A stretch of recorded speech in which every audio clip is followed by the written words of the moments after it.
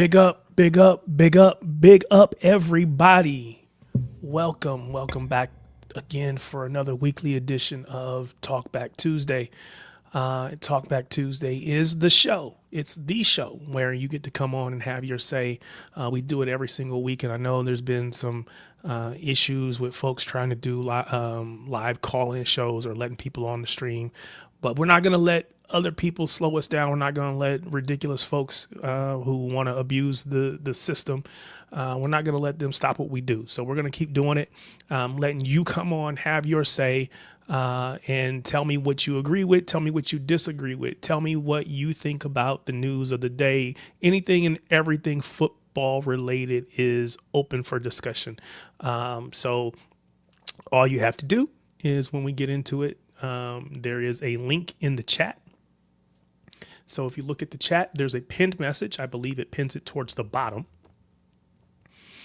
And if you click that link, it will bring you what they call backstage. It is where I will be able to see you. I will be able to bring you on and get you on stage, get you on screen. You can answer your questions, ask your questions. I can try to my best to answer them. Or you can just say, hey, I want to be involved in the show. I want to be a part. I'm just going to come on and hang out for a little bit. And then we can do that too. I do encourage everyone. Yeah. Big up to my guy, Snoopy. No weirdos allowed. Big up. Yes, for sure. Again, I encourage you to bring your video on if you can. If you have a camera, go ahead, turn the camera on, man. That way we can see who it is we're interacting with. Again, just one more way to try to protect what I do, what we do, and what we've built over the last 39 weeks, plus one that I know I didn't do. So if you don't have a camera, that's fine. But I may be a little bit more hesitant, right? There are some people that come on every single week. We know who they are. That's fine. I want to get any and everybody on, but in order to do that, I just got to make sure, like he said, you're not a weirdo. You're not crazy. You're not one of those people that's going to come on here and try to abuse the system, because I like what we've built and I want to be able to keep doing it. I don't want anyone to mess it up. So certainly appreciate everybody that is here. Thank you again. Big up to my guy, Miami Snoopy. Big up, fam. Appreciate you. Again, always encouraging folks to get in there. Please like, hype, and subscribe if you haven't already. And big up to Riz. Riz, appreciate you, man. Thanks for being here. So I am going to tell you, so two things. Two, if you want to call them announcements, whatever. First of all, I've said this before, and I don't even know if I have a banner ready to go for this. I need to, but we are pushing to get to 1,000 subscribers by the end of the calendar year. 1,000 subscribers by the end of the calendar year. That is our goal. We are probably somewhere about a 575. So there's still a little bit of ways to go. I know it's a challenge. I'm challenging you. If you haven't already, do me a favor, hit that subscribe button, and just be a part of what it is that we do and help us grow the channel. I see Marla backstage. I'm going to get you on in just a minute. The other thing that I want to say is, again, I added, I guess, to the channel a new membership section. Membership is something, it's called the supporter section. You know, if you go to the stands, you're in the supporter section. I believe it's $2.99 a month. That's American dollars. I don't know what that comes out to be in UK, British pounds or whatever. I have no idea what that is. It's not much, right? And the intent is not for me to try to get rich off this. This is nothing. It's only just here for you to be able to support the channel. That is it. So if you want to support the channel financially, you can do that. You can join the membership section. And like I said, it's $2.99 a month. And we'll certainly appreciate it. But more importantly, even if you don't want to support financially, I need your support. Hit that like button, hit that subscribe button, hit that hype button. All of those things go a long way to help your boy out as we continue to try to grow the channel. All right. All the announcements are done. Let's get Miss Marla on. Marla, how are you? Hi. Doing all right? all right. No, but I'm trying to be more positive. But if if the things that I'm guessing maybe happen, I'll be really upset. Like I try to be positive. I watched the previous show. I thought about coming in, but there are a lot of as I am in a negative humor, so I didn't want to come in and bring a lot of negative. I was trying to Sure. watch it to Yeah. see if I can see some positives. And then when Donnarumma thing started, and then when the Savio thing started, and I just got it. Yeah, I'm kind of tired of it. All the You negativity. know, So you mentioned Savio. What was the first thing that you said that was negative? Donnarumma. Donnarumma. Yeah, yeah, yeah. Mhm. So I mean, yes, those are both potentially they are polarizing topics, right? There are topics that people tend to take one side or the other. Most people don't sit in the middle. Yeah, And when you have a topic like that, it can be frustrating. It can be difficult. Um, big up even to Foden now. yeah, Even big up Foden to now. my So, guy Snoopy, man. I appreciate you. yeah. You don't know how much I appreciate you, man. Always got my back, always helping to help build the channel, man. Thank you so much. Really appreciate that. But so yes, we it is very polarizing, and as a fan base, we are in a moment where because we haven't won, the divisions feel bigger than maybe they actually are, but they feel really big because when we were winning, winning cures everything. Nobody had anything to say when we were winning because nobody cared. We, as long as we won trophies, nobody cared. We haven't won in the last 2 years, and all of a sudden, the conversations get harder. The conversations get deeper. The divisions feel stronger, and that's a little, I guess, unfortunate on one hand, but I guess it's somewhat reasonable too. Now, we should be, as a fan base, we should be able to have questions. We should be able to ask questions, have conversations, and not be at each other. Don't make it personal with each other or even with the players. I mean, at the end of the day, why are we, if you're a fan of this club, even if you don't like the direction that, the manager has taken or the player, whatever, we don't have to like everything, but be a supporter. Don't get in there and be negative on a regular basis. So I hope that people feel they can have their own opinions. They don't have to agree with everybody else, but you can do it in a way that doesn't require you to be a prick.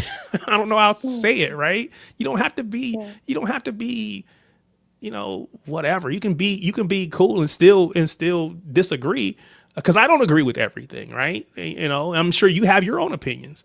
Now, Mm. you're from Brazil, correct? Yeah, yeah. So, what is your take on the Savio situation? Because obviously, young kid leaves Brazil, comes to the UK, plays for City, has a decent first season. Second season, maybe not as good. Going into his third season, he's always in the topic of conversation about potentially pushing him out or moving him on. What are your thoughts about Savio and his place here at Man City? And since it's just the two of us on here, you can be as honest as you want because it's just me and you, and I'm Yeah, gonna respect whatever you got to say. yeah. About Savio, I have a theory. It's a theory. I don't have information. It's a theory Sure. about what's going on. My theory is that Savio was the first player to get through the seat group system. He is a Soriano sign. He's not even a Chic sign. So when he got to the club, there was Chic, there was Pep Guardiola, there were another kind of system. I think we made a mistake. We can talk about Chic mistakes later. That brings Savio and let Mares go. Mares and Cole Palmer go. We should keep it at least one of them alongside of Savio. Because we brought in And then, Doku at the same time. We got rid of those two yeah, players and we brought in, like you said, Savio and Doku. and Yep. Tolkien in one more year. In the second year, we brought Savio. Savio. Yep. So what happened is that we had the worst season that we had with Guardiola because it was a kind of panic season. The first Guardiola season wasn't a panic season. We just were in the level because we didn't have the players. Mm-hmm. And then when we bought the players in the second season, we got to 100 points, basically. So I think what happened with Savi is that he is actually a Soriano sign. And when the first season ended, and despite we being really bad, Savio season itself wasn't bad for a first years and a youngest. So he was given a contract, and from my view, I don't have information, but how things were reported, and I understand it. Chic and Soriano arranged a new contract. They agree a new contract, and that if I remember correct, Chic resigns before the transfer window ends, and Savio was supposedly going to have this new contract signed renewed before the contract window, before the transfer window ends. So Chick resigns, and then it's Viana that is going to deal with it. And I don't know if Viana agreed with that and tried to change it. And maybe Savio's agents got angry. I don't know. That's what I think happened. Yeah. Something that was outside the field happened that Viana and Savio's camp didn't agree with. And then Viana is now trying to push him out because Soriano supposedly is Viana boys. And if you remember things that are being reported, we were supposed to sign Rodrigo and sell Savio. And someone in the board didn't kind of block Savio went out. Mm-hmm. Because Savio wasn't trying to go out. Savio didn't force it. My take on it is that if Savio was really, really pushing to go, he would already be gone. He would have gone that first year. I don't think it will be that situation. I think it's that Viana is pissed because Soriano is having a say in the squad building, and he wants to be the boss. He wants to be the only one in charge. When I talked, there was a show that I was in, and I said there was a power war, you call it power struggle, between Pepe and Viana. And then Martin said that it's not it, but now it's different. Before it was Soriano, Chic, Pepe that decide, and now Viana is trying to do it by himself. That's what I think happened. Savio is not a Viana side, so he doesn't have power to control it. And now he's trying to push him away. And I'm not trying to say that Savio did nothing wrong. Sure, of course. Because I don't know. But this situation is kind of pissed me off because it's not even more about Savio staying in Savio's goal. It's all this toxic about this. Because if that Savio thing isn't in the internet every single day, if Fabrizio was every single day say Savio is forcing his way out, people around Savio saying that he's not forcing his way out. So that's what pisses me off. Because if we're doing that with a player, what kind of club are we going to, we are becoming? I don't remember that kind of thing happening. It does feel to me like there are forces trying to push him out. Yes, I absolutely agree with that. That feels that way to me. It feels like they want him to go. Now, maybe they wanted him to go and they were going to bring in Rodrigo. Of course, Rodrigo ends up getting hurt. And so now that option is off the table. I have no idea who they go bring right now. We're going to get into transfer rumors in a little bit later. But it does feel like there could be forces that want him out. Now, what I would say is for Viana, even if he's not your player, you didn't bring him in, you should be committed to the success of CFG, City Football Group, and all the way it's all set up. You should be committed to the success of that, because that is going to get, again, we just did the same thing with, I don't know his first name, but the Torbay or whatever his last name is. Matthias, I think Matthias. Yes, Matthias de Torbay or whatever, coming from Troyes. I don't know if I'm saying that right, because again, my French and my English is barely good, so let alone French. But we have another player that's coming up through that system, where we have a player, a young player who's believed to be gifted, believed to be very talented, at one of our sister clubs, and so we're effectively promoting them up to City to see if they can make the step up. Now, in this case, we're going to send him on loan for a year or two, just like we did with Savio. We sent him to Girona to see what he could do, taking that next level. He excelled at Girona, excelled in La Liga, and so we brought him in. So yes, Viana, you weren't the one that did that, but it is a part of who the club is, and it's a part of the continued direction of the club. So you should want that to succeed. And so if there's a way to push success without pushing Savinho out, that should absolutely, or if there's a way to platform Savinho in a way that allows him to succeed, I think you should do that. Now, just like with the academy, some of those players are not going to be the level that we need, and we're going to have to move them on. And in doing so, we're going to get money for them. We're going to get funds, and we're going to use those funds to go and get people that are at that level. So I don't have an issue if you don't think that Savio is at the level, right? If he's not good enough, then you have to move him on. I do think, though, I do have an issue if we're pushing him out. And it does feel like that. And it kind of feels like that's how you feel, like we're pushing him out. And so, again, I think you could tell him, hey, I don't think you're good enough. We want to sell you and figure out what that looks like, and just be upfront, whatever. Don't be behind the scenes. And if he's willing to fight, because we saw going all the way back, many players that have, we've said they're just not good enough, we can move you on, and they wanted to stay and fight. And Pep was always willing to let those players stay and fight. Obviously Savinho, but even going back to what's the left back from Croatia? Kolarov? Not from Croatia. Sorry, from let's see, this is a long day. I shouldn't do this at night. Went to Arsenal. Pushi? No.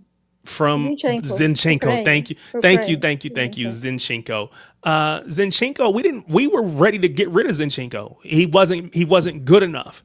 But he wanted to continue to stay and fight. He stayed and he fought and he played his way into the lineup. He was never a, full-time starter, but he got more minutes than I think he was ever anticipated getting, because he just was willing to fight. There have been times where John Stones was that player where Pep was like, you know what? It's just not working out for you, bro. It's time for you to go. And John Stones was like, no, I don't want to leave. I want to stay and fight. So I think there's room for people who are willing to fight, but to not give him the chance, if in fact that's what's happening, that would be disappointing for me, right?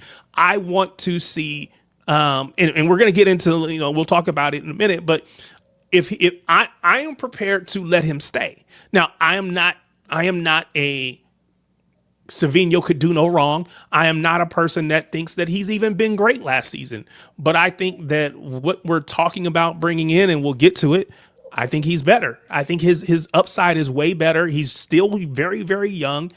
It doesn't make sense to not give him another chance, in my opinion. But we're going to get into it, and we're going to give everybody a chance to have their say. But I certainly appreciate you coming on. You're more than welcome to just stay on and hang out. But I know usually you come on, you say what you want to say, and then you drop off. But anything else you wanted to say? Yeah. Well, the other thing that is annoying is that we are kind of became George's Mendes dish. Like George's Mendes waves his hand, and Viana drops everything to assess him. That is really annoying. The only time I remember that this happened in that way was when Pellegrini was here. That was the time that we signed a bunch of players of the same agents of the coach, Pellegrini's agency. I think we signed more than 4 players because in that time we're supposed to sign red players to make us go strong in Champions League. So we need experience. And then we got a lot of medium players that were experienced, but they never get the next level. Like players that were good, but were never going to be great, like Jesus Navas, Javi Garcia, Fernando. There were others that I couldn't even remember. But that was the amount. Negredo was his first signing. There, there were a number of players that were just okay. They were good players, but they were players that were going to improve. They were already in the upper level. And I think that makes us really weak. We won the Premier League in the first year of Pellegrini, and then we end up staying 3 years without the Premier League. The second, third of Pellegrini, and the first year of Pep. And then we have to make a major rebuild. So if we are going to be like that again, I think that's really concerning. And this Pedronet thing, for me, is smell like that. It's basically Jorge Mendes trying to make his salary go up. Probably Tottenham look to the Savi situation. Savi is So not that willing to like. yeah, so this is what Marla is talking about for anybody that may not be aware. And I don't know how I'm saying this, but I'm just going to say it. Gestafute. It's probably not right. Just a Footy, whatever. I don't know. But Gestafute from Portugal is a agency that represents 182 players total. But its primary agent there is, he's not the only one, but the primary, the face of it all is Jorge Mendes. You can see here his clients, managers.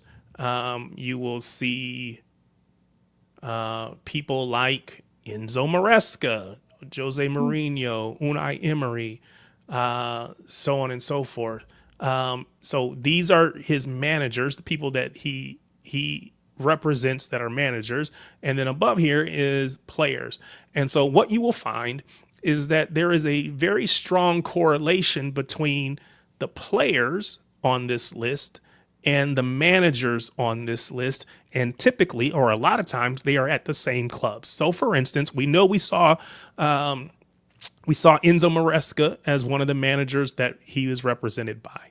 And then if you go up here, you look at the players, you can see there's 3 players right here in the middle at PSG, Vitinha, João Neves, Warren Zaire-Emery, all at PSG, 3 players right there just off the bat. You got Pedro Neto, who we're being linked to.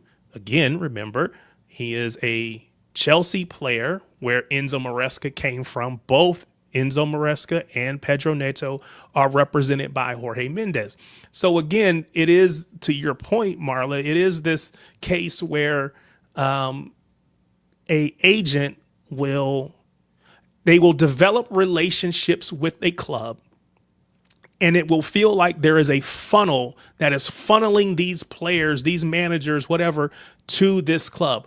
Or what will happen is a manager will get a job, and these players that are represented by this agent seem to have a funnel to that club. Again, you have that combination of managers and players. So yes, I think that as City fans, we can see Ruben Diaz, we can see Mateus Nunes, we can see Nico G. All of these are represented, and there's maybe even more. Bernardo Silva is on this list, who used to be with us. There are a lot of players that played for us that are represented by Jorge Mendes, and maybe that helps getting them in the door. Maybe that's part of our recruiting, if you want to call it that. We go and we work with him because we know he's got top level players, but that probably boxes us off from some players that may be better. Because again, no one's going to complain if Lamine Yamal pops up Nobody's gonna complain about that, right? And so it is what it is. But and to Snoopy's point, Mendez is basically Wolves sporting director. He stashes a lot of players there. Again, Pedro Neto is a player that started at Wolves. Mateus Nunes started at Wolves when they came to the UK, or they came to the Premier League. They're playing at Wolves because actually they had a Portuguese manager at the time.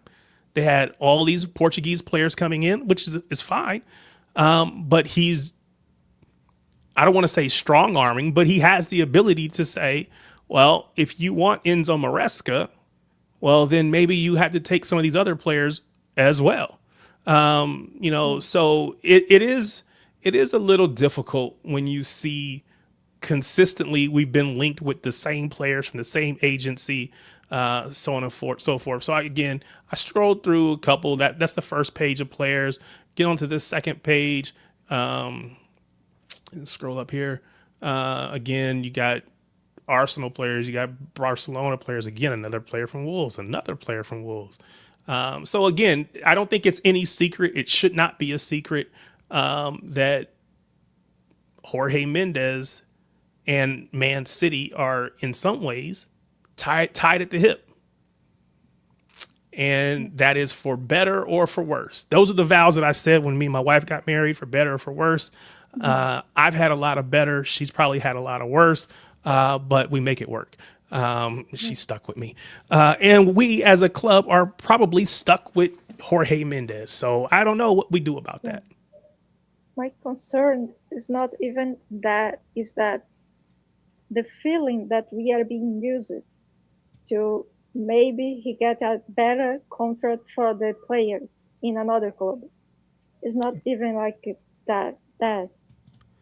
It's that feeling. Good point. Because when every time that a winger that is agent by Jessica, George Mendes, wants to move, City were linked with was Francisco Trincão from Sporting, Francisco Conceição from Juventus, and Ibrahim Mbaye from PSG. All these three players, wingers, were linked with City. And after all this Savio situation, first we have Savio's going. Savio's, since the beginning of the window, Savio's going, Savio agreed personal terms, Savio's asking for leave.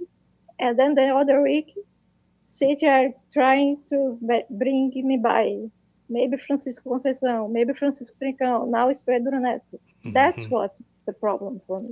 So so to your point again, if you want a increase or a raise, or you want to raise the value of your player, you make it feel like they are under, they're in demand, and the biggest clubs in the world want them. Look, they're being linked with Man City, where no one at Man City is after them, but you're able, because of your relationship, we for whatever reason allow you to continue to link your players to us to try to drive the value up, knowing that we're not going to come in for them, but hoping that somebody else will pay just a little bit more, or maybe it will cause them to move faster than maybe they were originally planning to. And of course, at the end of the day, it benefits Jorge Mendes. It benefits the agency, because again, they get a higher percentage, or they get the same percentage but of a bigger amount. So it is very much self-serving, and the club could easily come out and just say, we have nothing to do with Pedro Neto, for instance, but they haven't, which maybe you think makes it more credible. I don't know, but the club could do that, but club just hasn't chosen to, for whatever reason. Yeah, I just want this to be sorted out, and the feeling that Savio is being pushed out is what's annoying me. But I just want this trend. It's not like even Savio now. I just want this trend, and the problem is look like that was never going to end, because if it is that way that Hugo Viana works, Yeah. Real So quick. Hold on, you never Marla. Hold know. on real quick. Sorry. Apologies. Hold on 1 second. So Bob is asking, am I frozen? Can you guys hear me? Can you see me? And if you can, if somebody could just get in the comments and let me know I'm good. Let me know, no, you're frozen. I guess if you can hear that, maybe you can let me know. But I want to know it's good now. Okay. Appreciate it. Appreciate it. I apologize. Don't know what was going on. Oh, wow. That's crazy. Me and Marla have been sitting here having a good. Was I frozen for you, Marla? No. Oh, you guys missed it. Me and Marla have been having a great conversation. I don't know what's going on with StreamYard or whoever, but maybe it was YouTube. I don't know. But we've been having a great conversation. I don't know how much of it you missed, but Maybe they doesn't want to know. yeah. See, we were talking about Jorge Mendes. Oh, you could hear us, but I was frozen. Okay, fair enough. We were talking about Jorge Mendes, and he's got a lot of power. He kind of shut the stream down, so we got to be careful. Got to be careful. Yeah. I apologize. I don't know why. It sounds like only I was frozen. Was Marla good? I don't know why. So I do apologize.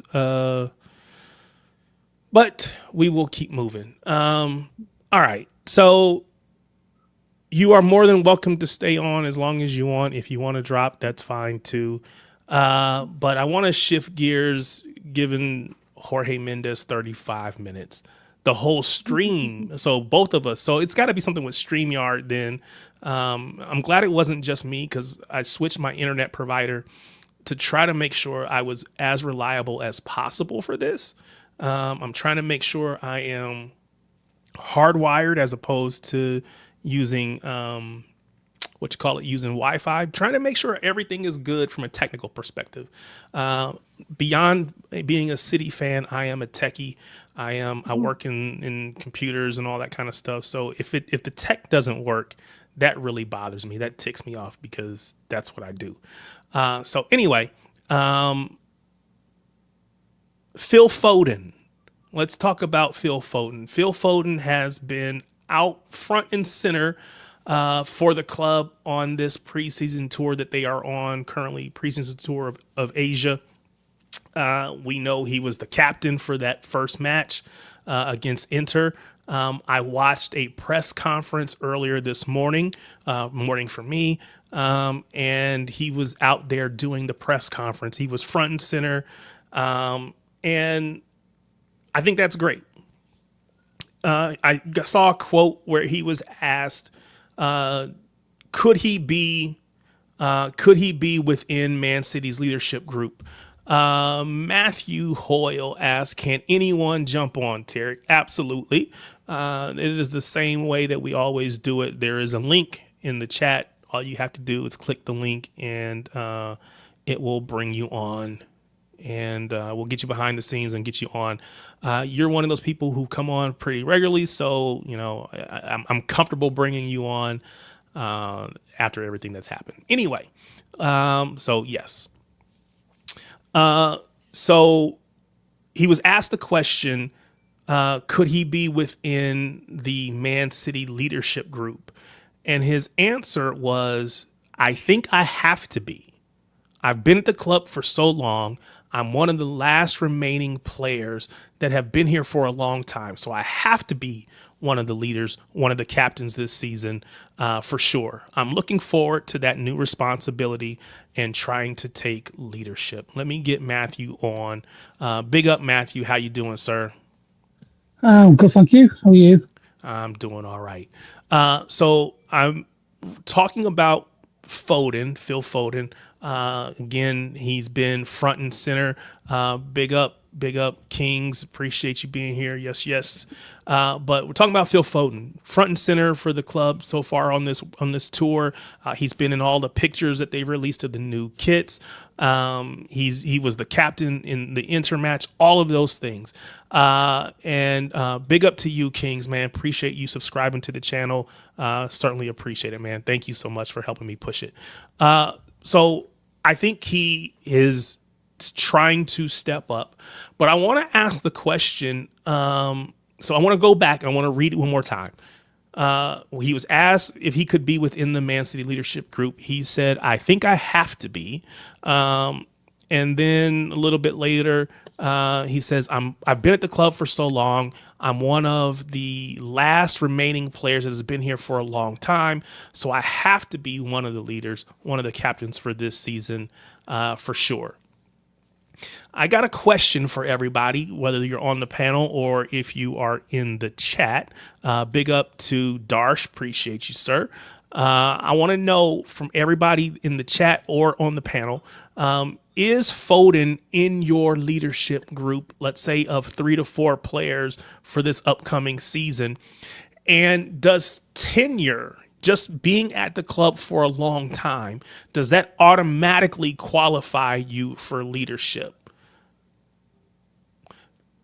I will tell you that it sounds a little bit entitled by Phil to me. I love Phil. Phil's one of my favorite players. I'm glad that he's represents the club coming up from the academy. He's done all those things. I appreciate, I love him. However, to say I have to be that, and maybe I'm reading too much into it, but no, you don't have to be. You earn that right to be in that captain's group and be in that leadership group. And I'm of the opinion that just because you've been here does not mean you deserve that position. We saw with Pep, especially towards the end, those last 4 or 5 years, he did tend to give, or maybe the players tended to give the captain's armband to a player that's been here for a long time. So it was Kyle Walker. It was Bernardo. It was effectively whoever was the most tenured player on the team. They tended to wear the armband. And for many people, they felt like, oh, maybe Kyle Walker specifically wasn't the best choice of captain. So again, I saw a couple people in the chat saying that yes, that you should expect, or yes, it does qualify you to be the captain by being here longer. But I want to know what you guys think. So Matthew, you came on. Let's hear from you first. Yeah, I don't think he wants to be. I don't think he should be the leader, as in the main captain or anything like that. But he should set the leaders and set an example for the younger players, which is what I think he was referring to in that interview. He was there with the younger players. Sure. So I think he was trying to set an example for the younger players. But he's not. I don't think he's captain material, as in the whole captain of the team. We don't know if Enzo Maresca is going to do it like Pep used to do, where he'd have numerous captains or he'd have one. I think he used to have him vote for it, didn't he? That's how it was presented. Yeah, that the players voted, which again, maybe the players want the most tenured person on the team to be there, because again, that's what we've tended to see. So I'm not knocking it. But I just wonder, based on his quote, if he feels like he deserves that position, or he's owed that position, or if that position just automatically falls to him because I've been here for as long as I have. Because well, I'll stop there. So if you were to give me 3 people, who are your top, let's say 4, who are your top 4 people to be captain, Matthew? I'd say Diaz first. You can assume that Rodri's here if you want. Oh, yeah. So, yeah, I'd say Diaz, and I'd say Rodri, and then I'd say possibly Haaland and possibly Donnarumma. Okay. All right. Yeah. Darsh, what are your thoughts on this topic, sir? Yeah, first and foremost, I hope everyone's well. Big up everyone in the panelists and in the chat. But, with Phil, I don't think it's entitlement, etc. I just think he understands that there are a lot of experience going out the door, and he knows that he's been here for a long time, and the new players are coming in, and long as our youngsters as well, that coming 18 months ago, they're looking for someone not on forward, but someone on the pitch or even off the pitch to guide him in some sense, and he understands that in some ways maybe he now has to look with responsibility, and I think it's good that he's doing that. He's going to set that example. I don't think, I think every player want to be a captain one day, but I think with him, I don't think he's a man with the captaincy. I just think he's just realistically want to be maybe a member of that top five within the group. So Nope, I just that's think we feel it so. depends. Sorry. Yeah, no, go on, finish it. Well, so tell me who, if you were the one responsible for who's going to be captains for the team, you get to pick 4 players. Who are your 4 players that are going to be? Who is your 4 captains? Just as of right now, or in the Sure, window. as of today. All right, Diaz for me, number 1. Rodri, number 2. I think Erling Haaland, he's been there since last season, so I think he'll be there automatically. I think 4 more have to be Phil, Okay. because you could tell that, and you see it in pre-season where Maresca trusts him a lot. Not just in midfield, but in terms of on the ball leadership.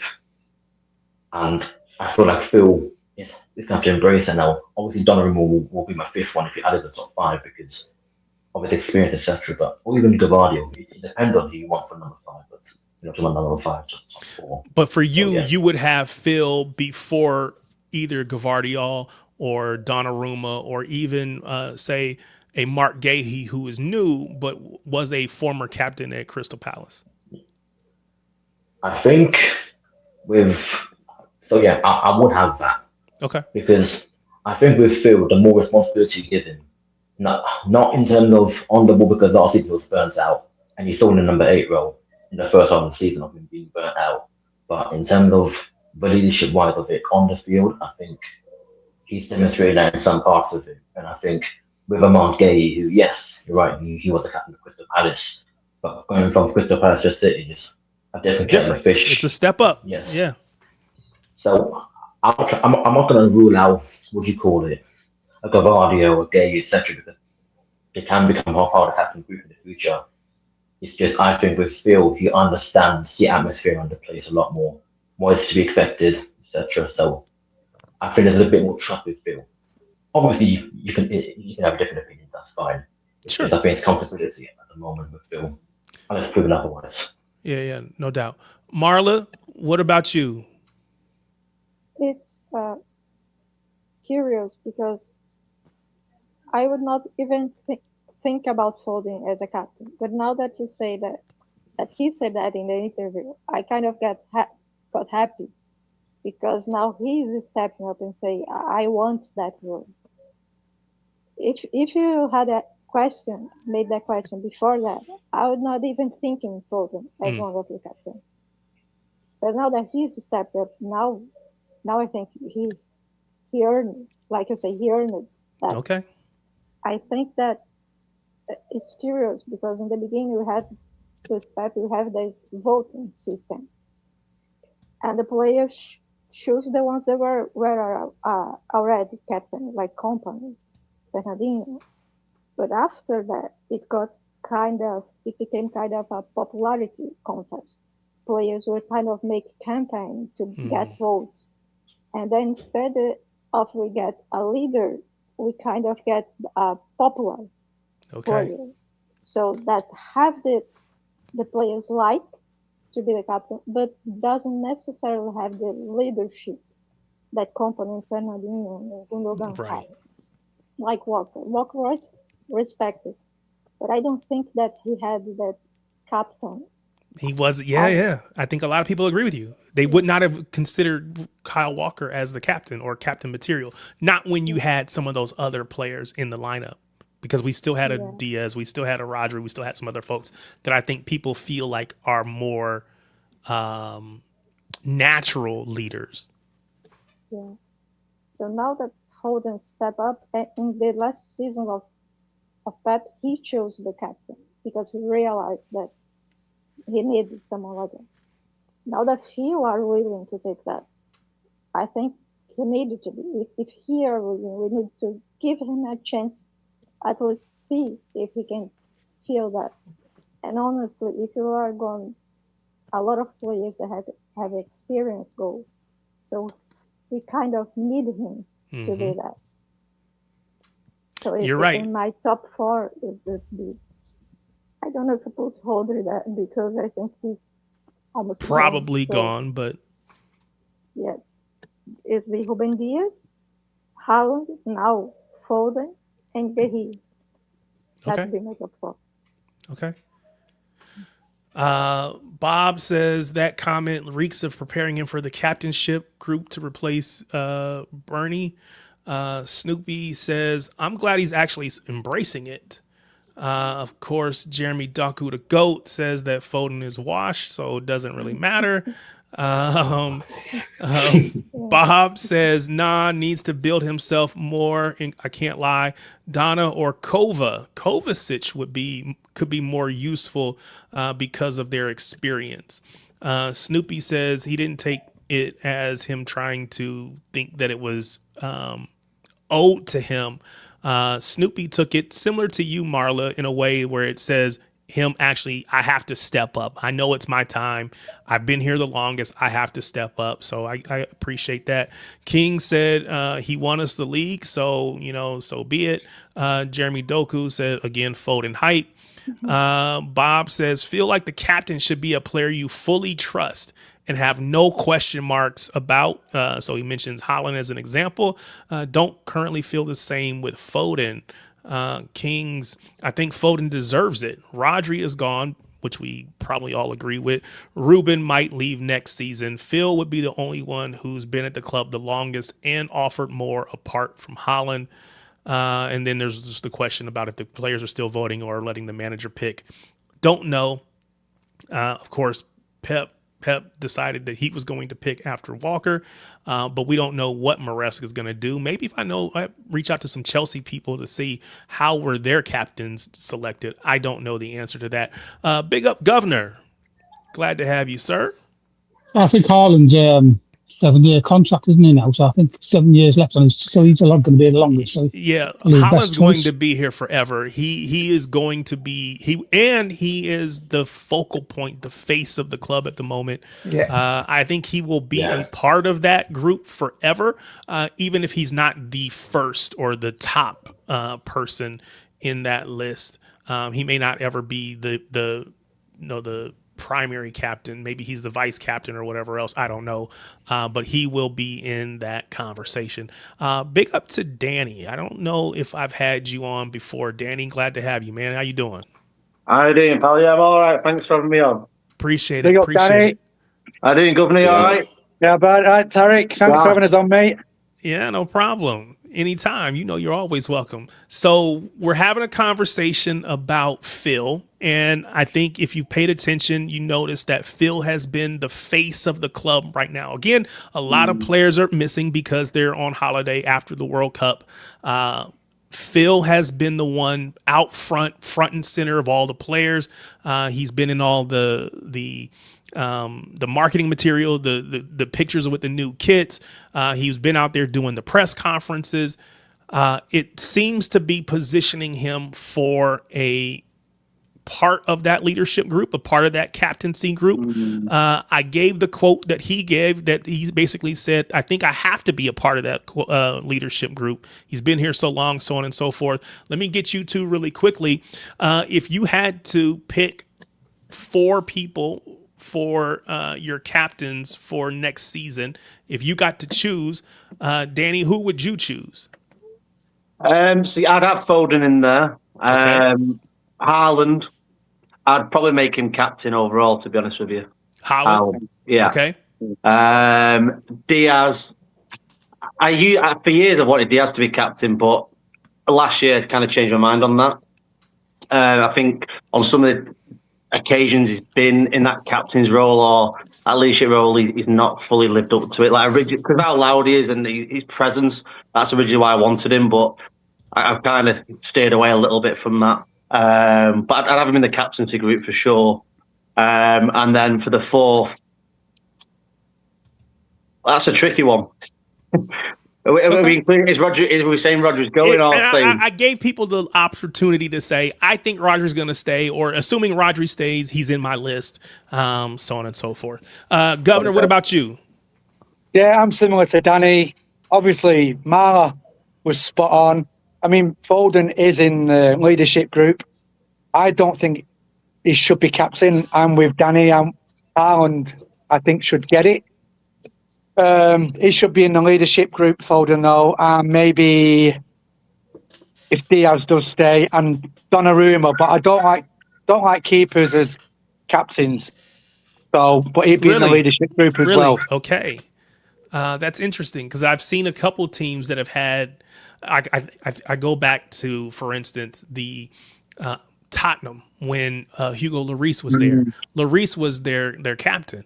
Maybe it takes a special type of keeper to be captain, but no, that's a fair take.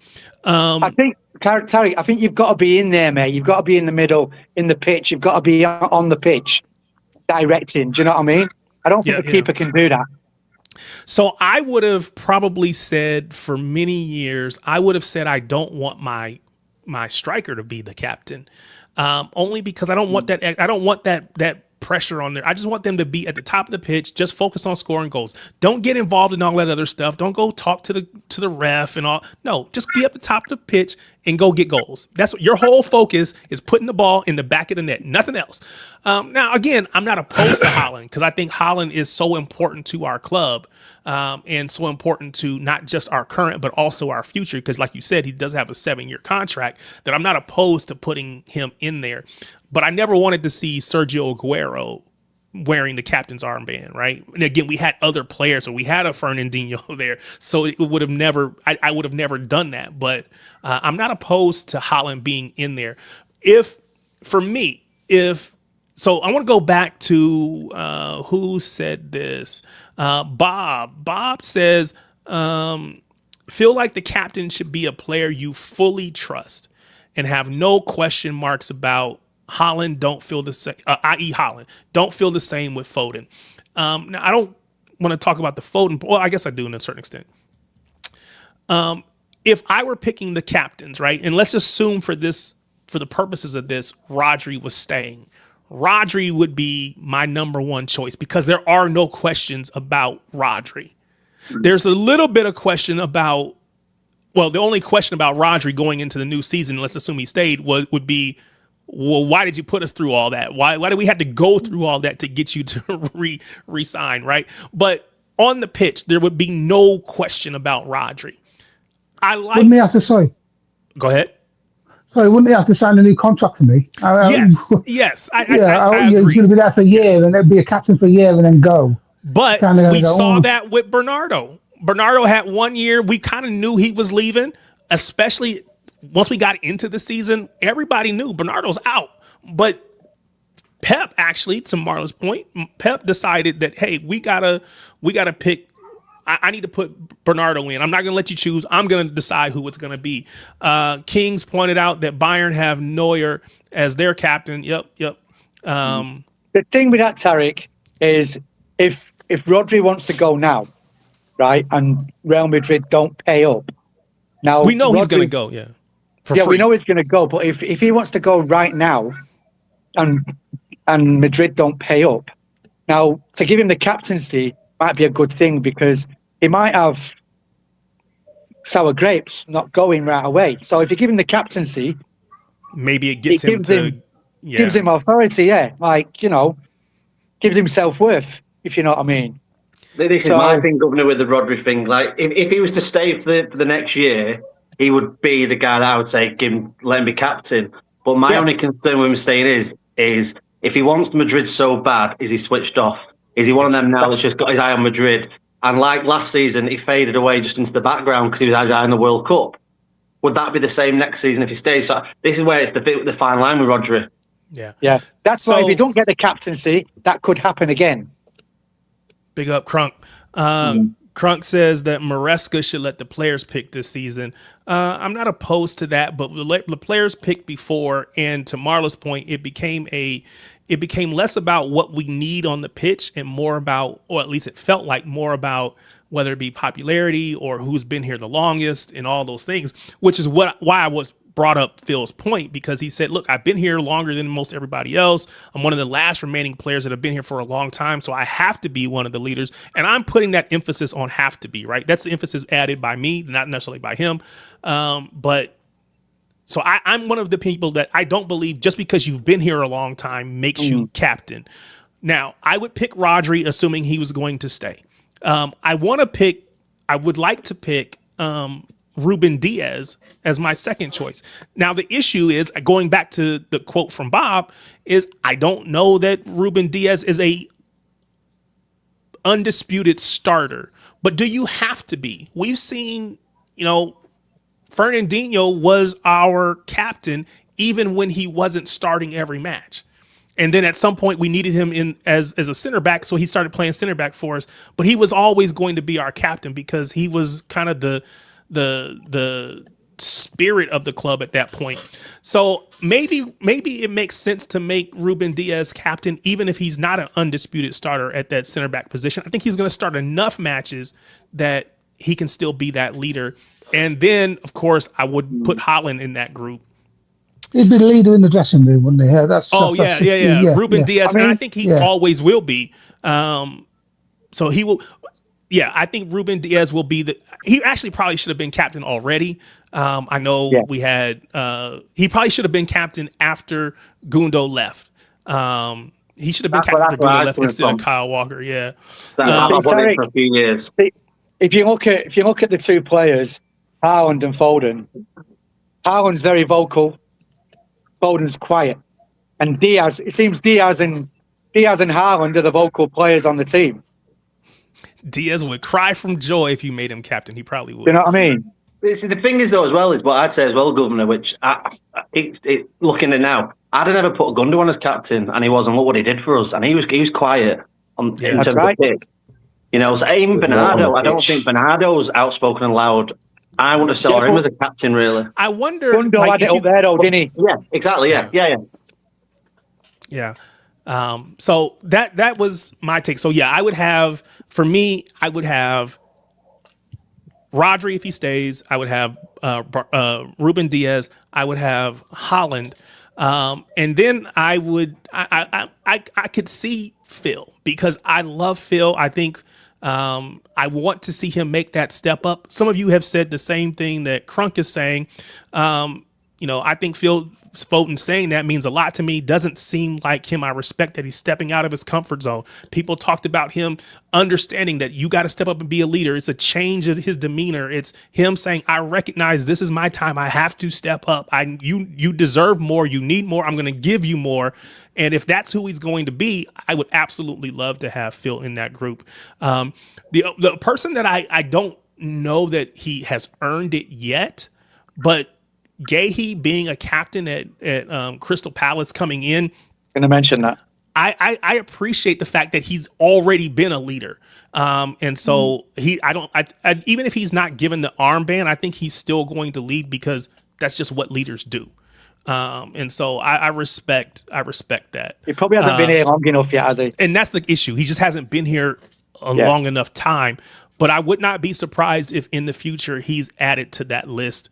I don't know who if Rodri goes, then probably he's in that list already. I think, Tarek, I think it's a clever move by the club to put Foden captain. So he does make him step up. A clever move, I think. So I said something earlier about putting that pressure on your striker, right? So I probably, outside of Haaland, I probably don't want my striker to be my captain just because I don't want that extra weight on their shoulders. Coming off of a relatively poor season by his standard, does Phil, can he handle the extra of, now you got to be carry the armband at the same hand. Yeah. Now, again, he's not going to, I don't think anybody is saying he's the primary captain, right? Maybe not even vice captain, but he's in that group. And so if people get subbed off or whatever, he's going to get the armband at some point, right? So are we concerned at all about that being too much pressure on a kid who's really just trying to reestablish himself? Could be. Yeah. No, I'll give you some insight. So where I sit in the stadium, I can see everything. And I can tell you from midway through last season, he was already showing these skills. He was helping people on the pitch. He was directing people. He was giving instructions out. And where I can see it, I'm thinking to myself, there we go. I'm saying he's stepping up. He's maturing. He's come from an era when he was learning off David Silva and De Bruyne. He's now that guy. He's now the guy teaching other people. It's now his responsibility to take that next step and go, I'm not a kid anymore. I'm the one that needs to teach these people now. And he was starting to do it last season. He is So a I don't think senior the press player. will be a problem. That's what's up. No, I was just looking at this as well. It does say Enzo Maresca chooses his captains himself based on squad respect, player leadership, and group recognition. And he will have numerous captains below that as well. So at Chelsea had Reece James as number one, and then had a few other players below that. Kings makes a good point that no one has brought up. We all know that whoever gets the armband tends to leave the following year. It's just somewhat in jest. But we did see that with Bernardo. We did see that with Kyle Walker. That's because it was given to him out of sentiment, wasn't it? Yeah, we know you're leaving, so let's. But of course, none of us want want anybody at that list that we're talking about. Those 4 people, none of us want them to be leaving. So if that's the case, give it to somebody else. I won't say a name. I won't say a name. But what'd you say, Tarek? I think Kyle got it to stop him leaving. Yeah. Were you saying, Darsh? I've been hearing it for the last 20 minutes. I've been thinking to myself, this is something I can brought up. Do you think it's better to have a medium-term, long-term captain? Because each year we've been through with the Gundos, the Fernandinhos, the Kevins, and more and more and more. It leaves a void, and I feel like sometimes we have to restructure our captaincy group. And this is the thing, they all trusted in last year's, but I think now we're going to have to. It depends on how Rafa does it, but I think we've got to have a long-term captain moving forward. Someone that has, how do I say it? The person that's you can go to, if you know what I mean. Whether it's in the dressing room, the one that you can give direction towards, someone that you know and trust. Because I think with me, if Rodri leaves, then I think Diaz, it has to be him in the medium term. Now, if it's long term, it depends on that factor, depending on whether other clubs might come in the future and we're excited by that. But I think we can't be doing every single year a captain leave for me, because I think at some point we've got to have some longevity. Yeah. No, I agree with you. And so, again, I don't have the same history with the club that you guys do. When I started watching, Company was the captain, right? So I don't know who was captain before him. But when I started watching, Vincent Company was the captain, and he's one of the players that I just fell in love with. He is, in my mind, forever my captain. I don't care who else, but we had him for an extended period. Then when he moved off the scene, the transition to Fernandinho felt easy. It felt simple. It felt like that was just natural.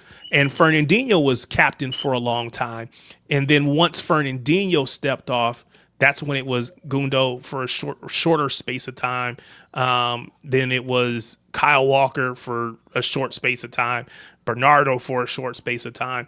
So again, we have had those longer track records of people being in that captain group or just being the captain. As far as Foden's concerned, though, does seem to me he's going to be a one-club player. So that's the good thing for Phil, right? Phil, we know Phil's going to be around for a long time. But again, do you give the captaincy to someone just because they've been here for a long time, or you think they will be here for a long time if what they do on the pitch isn't leadership material? So I think if he drives us to a title next season, if he starts with that, I'm going to take this club, I'm going to get a title, I'm going to drive him to a title, I'd say from next season, yeah. I don't know. Okay, there we go. Sorry, Governor, got you back on. So yes, if he leads us to a title, yeah, absolutely, sure. But I guess you got to earn it. What I want to see from Phil, and I think a lot of you are saying it, and I want to see it, is that this is the beginning of Phil taking on more responsibility and saying it's not just enough. I do have to perform, but it's not just enough for me to perform solely, but I also got to pull my team along with me, and I got to be the one kind of take the game by the scruff of the neck, to use that phrase, right? I want to see if Phil has that in him. I hope he does. I pray he does. I want to see that from him, but I'm not quite sold just yet. I'm not opposed to him being a part of the group. I'm not in a position where I would make him the number one. As a matter of fact, I would put Holland over Phil today. Now that changes over time, but today, what I see from Holland, he's scoring goals, of course, but he is in many ways dragging us across the line in some cases. So I would probably, out of those two, I would probably be inclined to pick Erling Haaland today. But again, that very easily could change, and I hope it does, so that we can see Phil get that armband at some point. Would you not argue that Phil's already done that though in the 4 in a row season? That's a fair point. That is a fair point. Yes. So I can't argue that point. Now, what I will say is, and again, so Holland wore the armband some last season. He was in that group last season. So we've kind of seen him taking that responsibility. And we're starting to see that with Phil now on this trip. It's one thing to perform when all you have to worry about is yourself. It's another thing when you got to do your own job and make sure that everybody else is doing theirs. And in some cases, calling them to the carpet when they're not, right? So I don't know if Phil has that in him. I'll be interested to see. And again, we don't have to beat this horse to death because, again, we all love all these players. But I'll be interested to see, once the rest of the players come back, does Enzo Maresca continue to trust him as the captain for this, even if it's just for this preseason tour, which I guess, to be honest, who's the captain when it comes to the Community Shield match against Arsenal? Because at that point, most players will be back. So I want to know who's going to be the captain. Is Phil going to be a captain for that match? We'll see. But he does have the benefit of Enzo Maresca knowing him from before. So it's not like he's new to Maresca, which a lot of these players Maresca has known, but quite a few of those players that have been here for a long time have moved on. So they don't have the luxury of having a prior relationship with Enzo Maresca. So we will see if that works in his favor or not. That is about that. I have the feeling, like I say, that Foden wasn't in my thought when you talk about captain, but after he stepped up, I have that feeling that he are willing to that. And when the guy said that in the pitch he was already acting like a captain, so I think that is the step up. The feeling that I have is that, for example, Pep chose Bernardo, but Pep chose Haaland too. Haaland became in the captain group because Pep put him there and said in the interview that he needed to have more responsibility. He said something like that Haaland needed more responsibility. So that is the feeling that I have with Phil now. If he is willing to that responsibility, I don't think it will be a pressure. I think it will be more kind of a joy, because City represents to him more than I think anyone here can understand. Like, he is a fan of the club. So That's I don't think point. it will be a pressure. I think it will be something that it will give him proud. It is something to be proud of. So I don't think it will make him play worse. I think it can make him play better with a different perspective of his game. No, that is a wonderful point, right? So and he's changed his agent now as well, hasn't he? He's gone with Ireland's agent, so I'm hoping that'll help him get his head back in the game. I think his head's not been in the game. He's had personal family problems, and I think she's, from what I can gather, she's very good at helping the players like that one-on-one. Yeah. So Bob put this comment, the poster boy, being Haaland, of the team lifting the trophy with the armband is cold. Man, like CR7 with Portugal in the Euros, or Messi in the World Cup, or Benzema with the UCL in 2022. Kind of that face of your team, wearing an armband, lifting the trophy. That is I agree. That would be a beautiful, like, man, that would be amazing. The only thing that could top that would be local academy kid who's been a part of the club since they were 8 years old, now winning trophies as a player, winning individual awards, and now wearing the armband, lifting the trophy. That storyline is something that even Disney couldn't write. That storyline would be amazing, and would even top seeing Holland do it. So I gotta agree, that would be a beautiful, beautiful moment. So big up everybody on that topic. I appreciate the interaction. Sorry,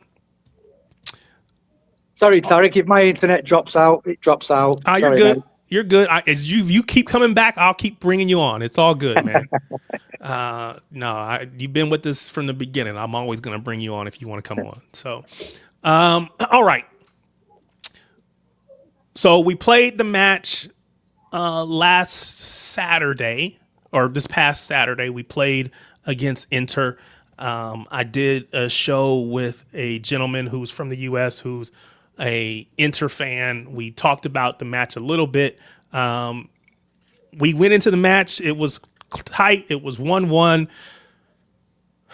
Some things never change, right? And us and penalties, it just never changes. I don't know unless can we get Mario Balotelli back? Can we get Yaya Toure back to kick these penalties? They're the only ones that never seem to miss. Holland has been pretty good as well. Tarek, can I hit on that? Like, yeah. Even the World Cup, I could not believe that countries let defenders take the first couple of penalties. I don't understand it. Defenders, Germany, to give it they give it a centre back to save themselves. I can't believe that, mate. And like everyone is taking defenders to take penalties. I don't get it. I'm talking kanji, yeah. I was going to say, Keith Curl used to take penalties. Remember, Keith Curl used to take off penalties. Yeah, I just don't get it. Yeah. Say, again, when I came to the club, Mario Balotelli basically was almost perfect. I think he missed one. Yaya Toure was mostly almost perfect taking penalties. They just never missed. He was 100%. Yeah, they just never missed. Yeah. And quite honestly, the thing that, when we got rid of, not just they got rid of, when Cole Palmer left and went to Chelsea, the biggest thing that highlighted, everybody was like, oh my God, we should have kept him, is because the dude just never missed a penalty hardly. Now he started to he's missed a couple since then, but he had a bunch of goals that first season just by scoring penalties. He would put them away. I outside of Holland, I don't have anybody that I'm just really confident in stepping up and taking penalties right now. And again, it was magnified. It was magnified in that match against Inter. Now, that being said, after watching 3 straight misses, Claudio Echeverri steps up and hits a Panenka. I don't know if that's just being naive or if that's just he's just got ice in his veins. I don't know, but that took a lot to even hit that after watching people miss. So I got to give him credit for taking that. I haven't seen enough of him to know if he's a good penalty taker or not consistently. But I got to give credit for having the heart to take it. He's been showing some brilliant stuff in training, he has. So he's been showing some brilliant stuff in training, apparently. But King said, I want to say Mahrez. I used to get on Mahrez because it's like, just kick the ball, man. Even part of it, which we see, not only are defenders taking them, but now everybody, including defenders, want to do a stutter step and a 2 steps forward, 3 steps back. Quit all that dancing around. Just kick the ball, man. Put your foot through the ball. Put your laces through the ball and put it past the keeper. And to his credit, Holland, for the most part, that's what he does. He just blasts the ball super hard. Even if you guess the right way, you can't stop it. You can't keep it out. All that other dancing around, all that finesse stuff, man, get rid of that. Go ahead. I think with it, he's not playing much, but the 2 outstanding things is the free kick in the World Cup, Cup and the Panenka. The 2 things we've seen out of him. That's it. Yeah. It's always a bit of rawness there and fearlessness, isn't there? You know. Yeah. So talking about Echeverry, saying we've only really seen 2 things out of him because, again, he's not really played a lot. Even when he's gone to other on loan, he didn't really play a lot. So we talk about people who need to have a good season. I think wherever he goes, even if he stays, I don't think he stays, but if he stays or if he goes, doesn't matter. Echeverry needs to have a good season. To kind of get his quote unquote mojo back, to get his chain back. I don't know, but we'll see. But anyway, we have another match tomorrow. We play the K-League All-Stars, so it's an all-star team from the Korean League.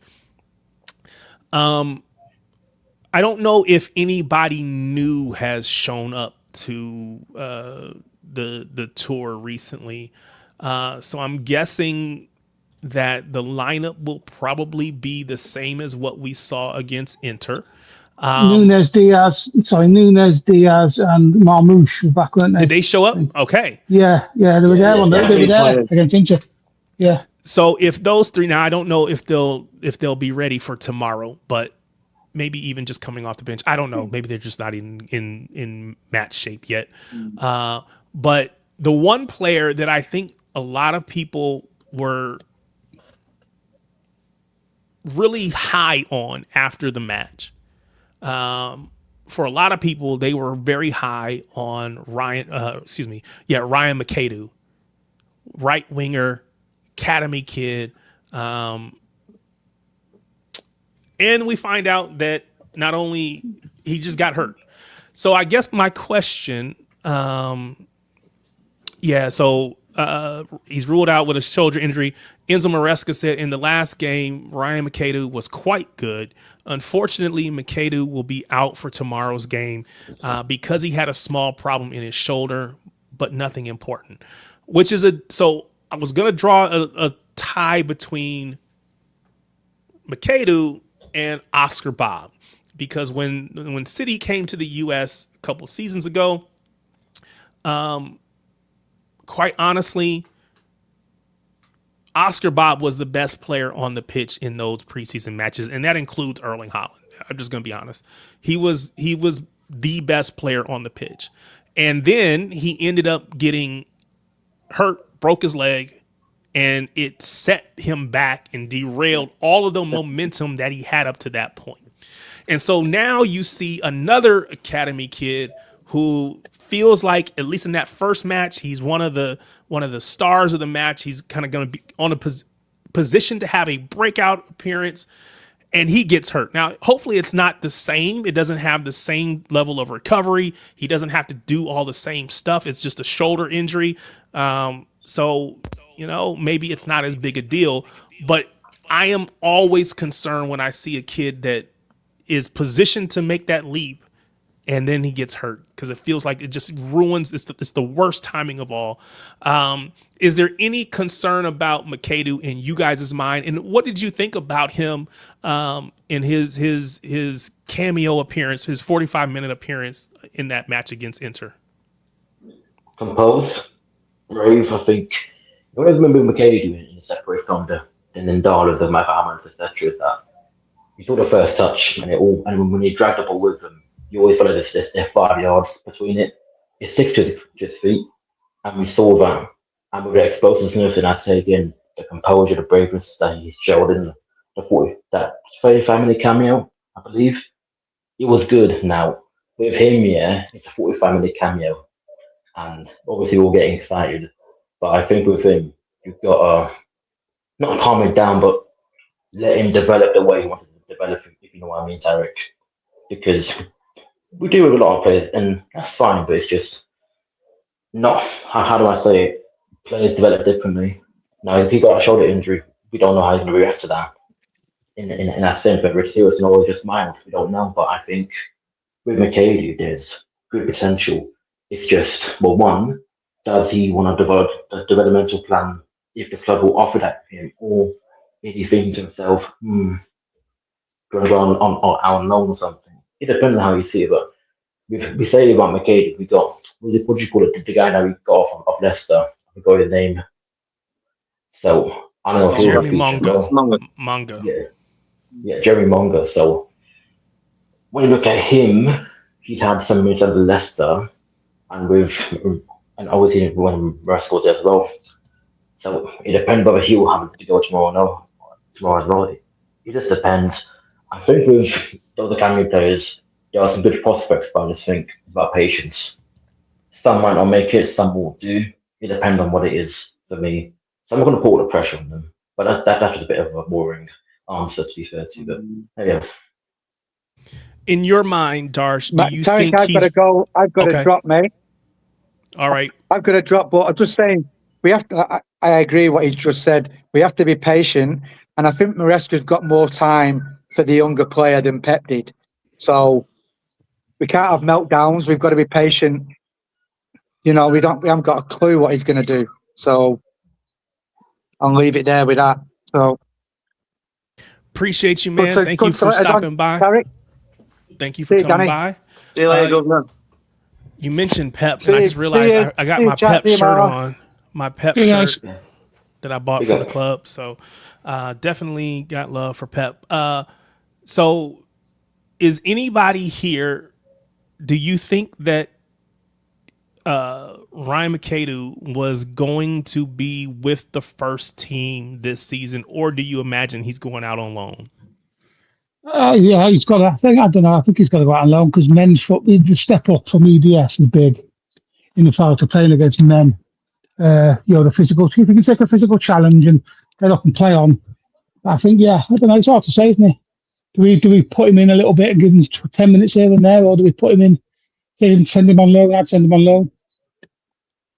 Yeah, we had this debate the other night, and it went on and on and on quite some time. I'm really passionate about the academy. I really am, and I think this is on my channel. Living out was having a debate. I mean, it got misinterpreted a little bit. It felt like I was saying, let's bring all the academy guys through, which I wasn't. My view on him is you can't loan him out. If you loan him out, he's going to learn to play a completely different way that's been put into him being in the City Academy. And you're probably not going to see him again if he gets loaned out. To me, when you get loaned out, you don't come back. Or the club has no plans for you. And it's a way to get rid of you, basically. I think there's a fire in him at the moment, a raw fire. And you can't take that out of him. And the only way you keep that going is you incorporate him with more minutes, whether that's Carabao Cup games, FA Cup games, 15, 20 minutes in the odd Prem game, and see how he gets on. Do you think either thrive off that or you think? So I agree. Oh, were you going to say something, Marla? I want to make sure I give you a chance. Yeah, is my audio okay? Yeah, you're good. I thought, talking about a little about the homegrown quota, if Trafford is leaving, we kind of need 4 homegrown of City academies. So I kind of thought that he was going to be one of them. Because then we have Foden, Nico Riley, Rico Lewis, May, and then McAdoo, the 4 ones. And then he would have more time playing, like as a rotation, if someone got injured. I think, like Ben said, I think he has more to grow around the first team squad with a team that will challenge for title than simply playing randomly in a club that maybe will not challenge for anything. So that's what I was going to ask, right? What is more valuable to a young player?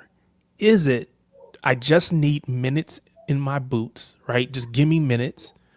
Or is it to be in these training sessions with these players, doing all the things that, he would be doing as a part of our squad, even if he's not playing consistently outside of, say, the big up, Trev, appreciate you, man. Even if he's not playing consistently outside of, say, the cup matches, right? Because he's going to play at least those early cup matches. He would probably play those for sure. But I don't know if he plays consistently beyond that. Now we hope that maybe we give him, just get him out there 5-10 minutes, just get him on the pitch, get him touching the ball. But most of his development in that case, if he stays, will have to happen in training, which is where development actually is supposed to happen, right? In training. Do we think that is more valuable, being around this level of player, as opposed to going to, say, a championship or even a League One team where you're going to play most of the minutes? It is quote unquote men's football, but you might be asked to play a different style or something else. Or if for whatever reason the club feels threatened, they don't have to play you because we'd rather play our own players or whatever, right? So which of those is more valuable for a young player in your mind? I know. What do you think the player wants? Hold on, Trev. Go ahead, Marlon. Mukasa went on loan for 6 months in Leicester. He played a lot with Leicester. He did well, and nobody is now talking about him anymore. So he kind of had more experience than Makado, and he's not even close to get to the first team. I think he would maybe, if he had stayed, maybe he could have, I don't know, in the last game, some appearance that would make us believe that now he will be more ready. So I don't know. It's kind of what Danny say. If the player doesn't go to a club that he played and kind of have a breakthrough, it kind of keeps going on and on and on. And maybe we never think that the player is ready, and the player never think that he's going to be ready for City. So it kind of this loop. Yeah. No, that is a good point, because like to your point, Mukasa, who was the face of the academy last season, he went on loan, and to your point, kind of got lost in transition to say a phrase. Nobody's talking about him at the moment. We're focused on the Ryan McAdoo's and Mubamba or whoever, right? So that is a risk. And Danny said it. When you go out on loan, most times they don't come back and they don't actually end up making it here at City. So that is always a risk. I like to think Mukasa is talented enough that he can be one of those players that does make it come back. But we'll have to see. Trev, what's up, man? Good evening, everybody. Lovely to see you all. How you doing? I'm not on my good camera or mic. You're back in the UK, aren't you? Not yet. No. I'm still in Bangkok, but I'm okay. kind of packing stuff up, and it's boring. Okay, on this, Martin and I differ quite strongly on this, believe it or not. But what does the player want? What do you think Makaidu needs right now? What do you think he thinks he needs is one question that few people have asked. Everyone's thinking about it, probably entirely selfishly, and that's fine. About what does the club need? What do we think he wants? And that's why I asked the question. What is in his best interest? Correct. The next thing is that if he stays, he's not going to be a starter. We understand that. So we're getting a decent backup on the right-hand side. You have to kiss a lot of frogs to find a prince. Okay? And we have a very good frog. You've been kissing frogs, prince. Trev? Huh? You've been kissing frogs? Well, that's what the club do all the time. We have a big academy. We kiss a lot of frogs, and every now and then we turn up a prince like a Nico O'Reilly, or or a Phil Foden, or I guess Cole Palmer, although I don't like him. So we do turn out a lot of princes relative to other clubs. So I think there's a very compelling case for him to stay, and that's because the peers that he will be among at the club are elite. Yeah. And I think you learn more being in elite company than you do having the shit kicked out of you in the championship, which is what happens to every young player that goes to the championship. They just boot you up and down the pitch. Now, that's going to happen in the Premier League, but it's not as agricultural as the championship. And who are you learning from in the championship?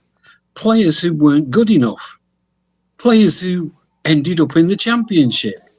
So do you learn how, and again, I'm an American, first of all, right? So I don't have the same knowledge of the culture in general that you all will. But is there anything about learning how to be a professional that you would learn from being in the championship around men who do this is their living, as opposed to, and again, maybe this is different because in the US, we don't have like an academy system where technically you're a professional, even if you're not getting paid millions of dollars or pounds or whatever. So is there anything that he would learn about being what it means to be a professional footballer? We don't know the lads what the lads like off the pitch, do we? Some players, young players, are naturally good at that. So I think usually send them out to learn that sort of thing. If the coaches think he might need to learn a bit of professionalism, so they send him to a club where they're fighting a bit of a battle or something, where he learns how to, be part of a team. I suppose it depends on him. Yeah. Do we think that's unavailable at City? To learn how to be a professional? Not suggesting that. I'm just suggesting that if you're not around the team, or maybe he's just not playing matches. Again, I'm coming to this, admittedly coming to this from an American perspective. And in our sports, you're playing up through college. You're a college kid. You might be skipping your college classes because I don't really need to go to class. I'm a basketball player. I'm a football player or American football player or whatever it is, right? And so when you become a professional, you have to learn that, you can't eat pizza and hot dogs and hamburgers every single night. You got to be better about your diet. You got to be better about being in the weight room. You got to be better about these things. And those veterans that have been there for 12, 15 years, they're the ones that you're watching. I can't go out to the club every single night. I'm watching this guy, and yeah, he's got a family, but he knows, hey, my rest is important to me. You learn those things by being around those players who already know it. Now, again, it may be different. Our academy teaches that. That's what I'm saying. It may be different just because you have the academy system there. So that may be different. So I acknowledge that, right? Be where you are. Hold on. He's not learning to play in front of 20,000 people, is he? Or to, to fight for relegation or to fight for... Yeah, Martin makes this point, and I really don't attach much value on that. I think it's a decent point, don't get me wrong, and it's well made. But I just can't emotionally put a lot of value on that. I think the prize dangling in front of you is of a first team spot in Manchester City, of all clubs, is far more incentive than playing in front of 20,000. I don't think there's much to learn playing in front of 20,000 when you've already done that occasionally for Man City, and we'll get to do it more often. That in EDS. You don't do that in EDS, I do. That's the problem. That's why. I assume you're talking about like cup matches. Yeah. If he becomes the backup, though, in our first team, he'll get that experience. If you give him 15, 20 minutes in some games in the Prem. We're not talking about him being a starter. We're talking about him being a backup. He plays in Carabao Cup games, FA Cup games. He'll get that experience. The thing is, the pathway in the EDS teaches you all this about your diet, your rest, our way, how we play. If you go to the Championship, we used this the other night, Trevor. We're talking about Grealish, won't we? Yeah. How you come to City, you've got to live a certain way. You can't do the things you might like to do. He goes to Everton, he can do what he wants, which is a lower down team in the Prem team. You go to the Championship, what do you think they're doing? Yeah, that's fair. You get all this knowledge kind of knocked out of you in a way, and you have to start to learn a different way, and it's not to a City level. He's full of lads who didn't develop and cultivate those good habits. He's full of people. That's why they don't come back. That's why they don't come back, because they still go, actually, you're not as good as we thought. The point I'm making with him is it's this raw fire, and people might not know what I mean by that, but Foden had it, Nico Riley had it. You've just got to take a stance on it, and they will repay you in it. The sad reality of it is, and Trev, you've come up with these statistics yourself, the bulk of the academy do not make it. They just don't make it. But when you find that one that you think is worth the gamble on, you need to go with it, because we might have a new Nico Riley in McAdoo. But how will we ever know if we don't give him that chance? So I'll tell you the stats that I worked on. This is a couple of months ago, but it's not that time-sensitive data. 1%. So if you look at every Premier League academy, there's something like 1,600 players. 1% of those will get a pro contract. Of that 1%, only 3% will play at an elite level. Right? That's what I meant by you kiss a lot of frogs to find a prince. So it's a tiny fraction that actually go on to play at an elite level in the UK, i.e. the Premier League, or a top league in Europe. And Manchester City are unusually good at this. We have been unusually good at kissing frogs and finding princes, because we've got our players all over the Premier League, our academy lads, all over the Premier League and all over the top leagues in Europe. They just weren't good enough for us, or weren't right for us. And so the other situation, I'm not an expert on football, but the one thing that I've known all my life is music. And I've been in bands since I was 12 years old. And here's the thing. I've joined bands where I was the best musician and learned nothing, right? I just was a superstar in that band, I guess. But the band that I joined, two main bands, were so much better than me that I raised my game because I knew where the next level was. And they helped me, bless them. They were older than me. One of them was a really big blues band in the UK. It was still going. I was a fan of theirs before I joined them. And I learned more in 3 weeks in that sort of company. And the drummer was Paul Burgess, for God's sake. He's from 10cc, Gloria Gaynor, Jethro Tull. That's the drummer for the band I joined. And I wanted to impress Paul Burgess. I wanted to be good enough to be in a band with Paul Burgess. And as motivation, I was 21, 22. As motivation at that age, it was like a serious boost. It just put me on that path, and I developed those habits. What do you play? What instrument? I play guitar, but in those days, I didn't play guitar with bands. I sang, but I was a good singer, and a good frontman, which is half the job. If you're a singer, you have to be able to, But I've always played guitar. I've always played piano. I've always written songs. Okay. Go ahead. Would you advocate for Macado to come on? If we've got 10 games to go, we need to win every game to win the Premier League. Would you bring him on for 20 minutes at the end of a tight game where we need to win? Or would you prefer the international player to come on instead of him? Well, now you're asking a different scenario, because you're asking us to bring into the future. We don't know how he's going to get on. Well, no, that's what we were expecting from Man City. We don't want to be. That's where we were expecting to be fighting for the title, aren't we? That is what Arsenal were in a position to do with Max Dowman. Max Dowman, they were like, bring him on. Come save us. Come save us. But he didn't. A couple of occasions he did. But the business end of the season. Yeah, but that's a lot of pressure on a kid. Yeah. 15, 16, 17 years old. Now, Makeda was, I believe, 18 or 19, so he's a little bit older than Max Dowman. But I don't believe, and I think, Danny, you're saying the same thing, we should not be in a position where he has to be the one that saves us. Now, again, unless he's proven over the course of the season that he's just, he's unstoppable, ridiculously talented. He deserves to be out there. And then he'll be out there because he just deserves it, not because, at that point he might even be a starter for us. Who knows? But how do you find that out, though, Tyler? There's only one way to find that out. You've got to give him minutes. But that's why I asked the question: what is it better for them to go and play? Because for a lot of people will say we never saw the Cole Palmer at Chelsea it was different than the Cole Palmer we saw at City. And at City we saw glimpses. We saw glimpses of his greatness, but we didn't see it at that. Again, that first year, that level, that consistency level, that he showed when he was at Chelsea. Now he's since not been at that same level consistently, but would he have done that? Would he have developed that if he wasn't just in the team consistently on the ball? Everything was running through him, so on and so forth. I don't way he know. plays at Chelsea, the way he plays at Chelsea is the way he played in the academy. Because I watched the academy when he was in the academy, I watched it every week.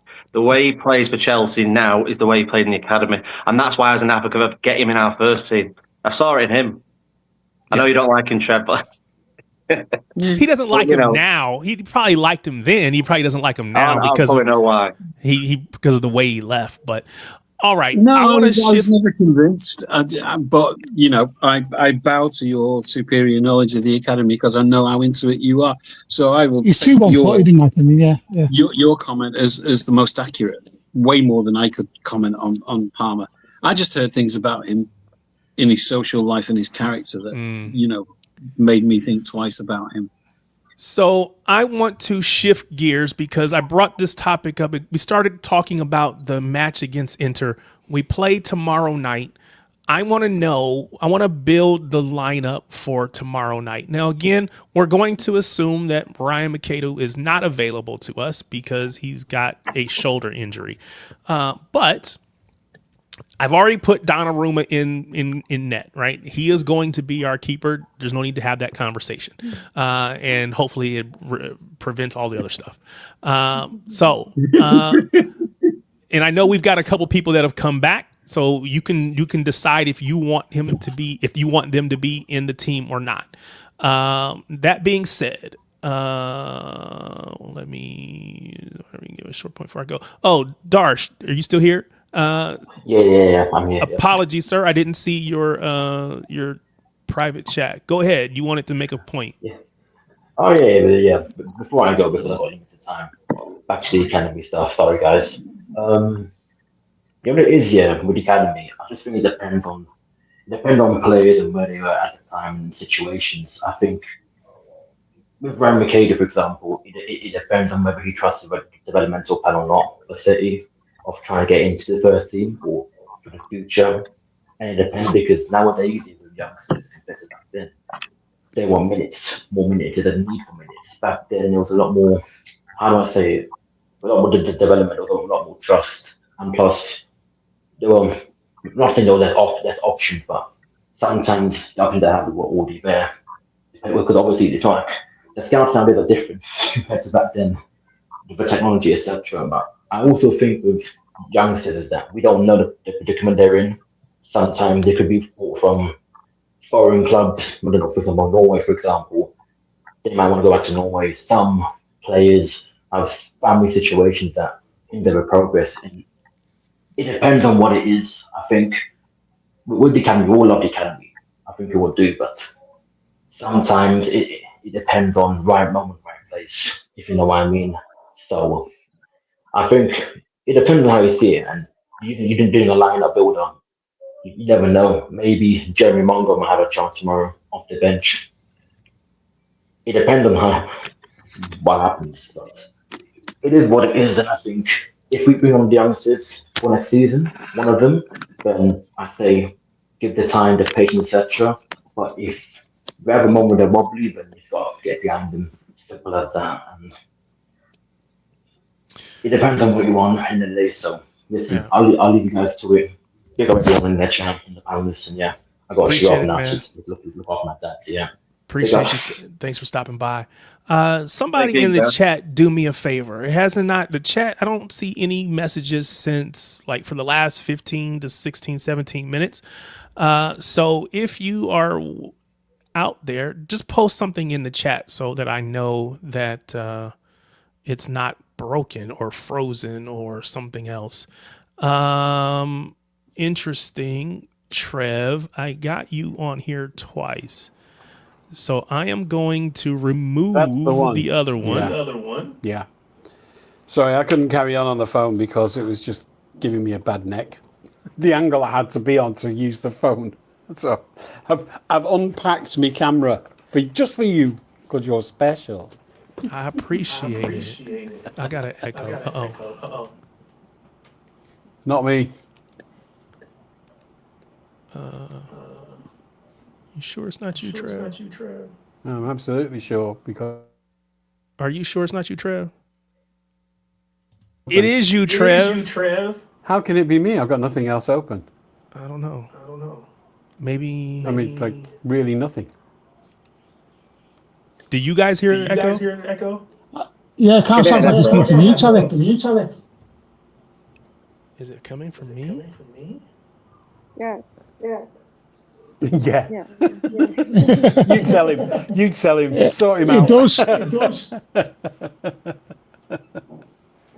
I've only got my camera open and the screen. Yeah. I haven't got anything else open. When everybody speaks to it, once Tarek hear an echo. But see, I could hear it then, and my mic was muted. All right, everybody mute.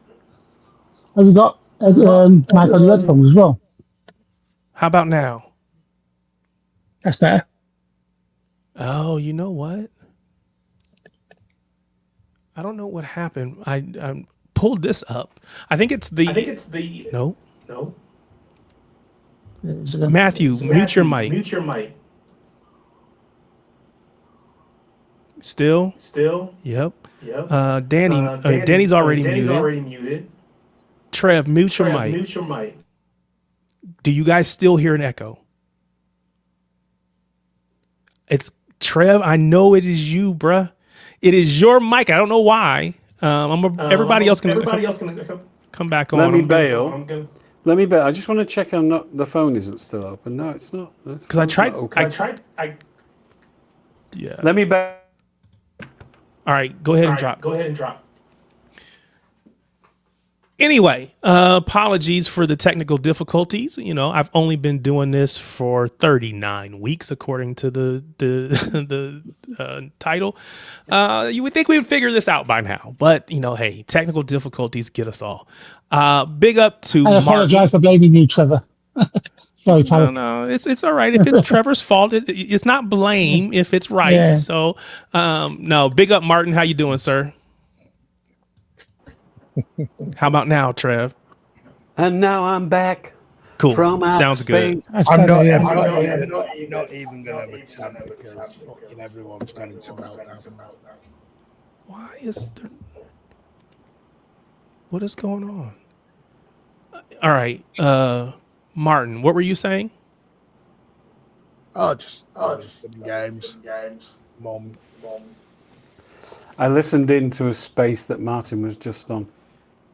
Trev, do you have headphones? Yeah. So what we're talking about? Oh Jesus! Whoa, hello. Yeah, I think Trev, if you can do headphones. Oh man, that means I have to open the interface. Give me a break. Hang on. Because it's got echo cancellation turned I'd come on. on camera. Oh, Echo cancellation's a nightmare and doesn't work. But Yeah. never mind. It's just a really bad noise gate. Does anybody know sign language? Yeah.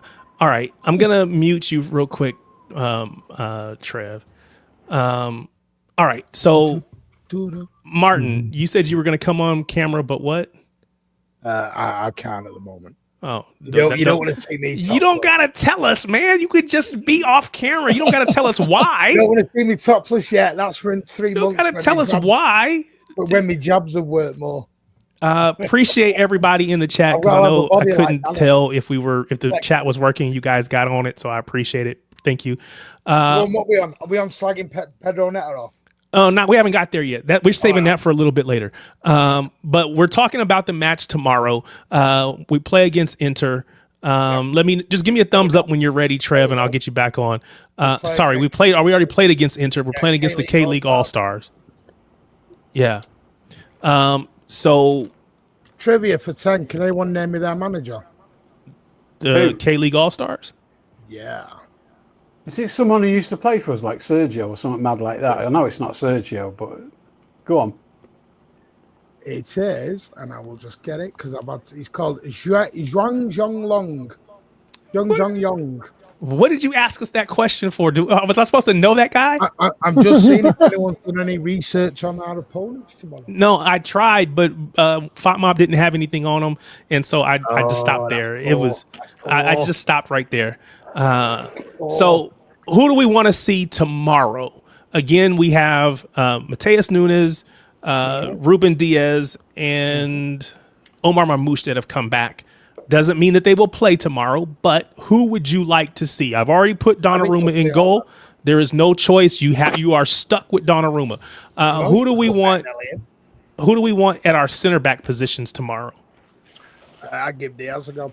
I chuck Diaz and I play Nunes, Diaz. Who else we got? Gvardiol. Got to be in there. No, I think he'll bench Gvardiol tomorrow. Is it who we want or who we think? Let's go with who we want. Let's go with who we want. So, does anybody? So, Diaz. Do folks want to see Diaz tomorrow, or do you want to? Diaz needs minutes. So, well, we got who are our options at center back? We have Diaz. We have Vitor Hayes. Yes, that's who. It'll be Diaz and Victor Hayes. We have Gvardiol. We have Mfuni. Kuzanov. Who do folks want to see? Marla, who do you want to see at center back? I would put Kuzanov and Gvardiol again, not because I don't want to see Diaz, but I think that maybe it's too soon. I don't want to rush the players before they get more training. And Diaz, I think, is with the squad less than 1 week.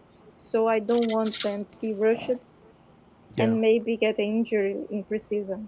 That's fair. So I would rather the players train more, get more rhythm, to then put them. So I would choose Gvardiol and Kuzanov, or if one of them needs more rest, Hayes. Put Hayes and Kuzanov. Okay. Danny, who is your two center back combination? Gvardiol in Diaz or something else? Gvardiol. I'd say Diaz and Kuzanov, but I am worried Kuzanov might snap one of their players. They're only little. Exactly, they're only small. He got a yellow card against Inter Milan because he can't keep bloody calm, and that's pre-season friendly. He just had to snap someone. Does anybody want to see? Does anybody want to see what I'm saying is the future? Vitor Hayes and Kuzanov. No. Does anybody want to see Vitor Hayes and Gvardiol? Can I give you my old back line? Sure. You told me Nunes already. Reinick Nora, Ruben Diaz, Victor Hayes, and Nunes. Okay. Because I'll be honest with you, I thought Gvardiol and Kushinov were not good against Inter Milan. They looked really legger. They need a rest. So we started last match with Mfuni at left back. Are folks wanting to see? Are we wanting to see? Nunes I want to see Nunes go into midfield and see if he can do that invert role. Now, again, knowing that he just came back, is there any chance that he's not physically ready to start tomorrow night? How'd you get ready, though? Yeah, I mean, you got to train. But I guess, okay, left back, Aït-Nouri or Mfuni? Is everybody wanting to see? I'd like Aït-Nouri. I think he usually does have one player in there, either side, doesn't he? So it depends on which side you want. So I'd like to see Aït-Nouri. I'd like to see what he's like in that, going in the midfield. Okay. I think he's going to be key for that next season. I agree. Yeah. I'd agree, because we have got to get as close to a starting 11 as we can. We're bringing these players back and everything like that, so we need to get close. I said Nunes, because I think Nunes will be the inverted guy, because he's the actual midfielder. So last match we played with Rico Lewis at right back. Then when he went out, we switched Kuzanov over there. Is everybody in agreement that we want to see Nunes if he's available? Yeah. All right. Second half, maybe. Oh, who would you want? You'd rather see? Who would you want to see at? I'd rather see. I'd say Rice, Kuzanov, and Gvardiol. Sorry, Rice, Diaz, and Gvardiol, and then Aït-Nouri on the left back inverting, and then maybe then the second half try it the other way around with Nunes and right back inverting. It's just because I think that's how they do it. I'll do it either side, and I want to also see whether we could use Aït-Nouri and Gvardiol to invert and free up Nico O'Reilly to play midfield, maybe. Well, Nico's not back yet, right? Yeah. How come nobody wants to invert the actual midfielder? Invert. Which Oh, one? talking about Nunes.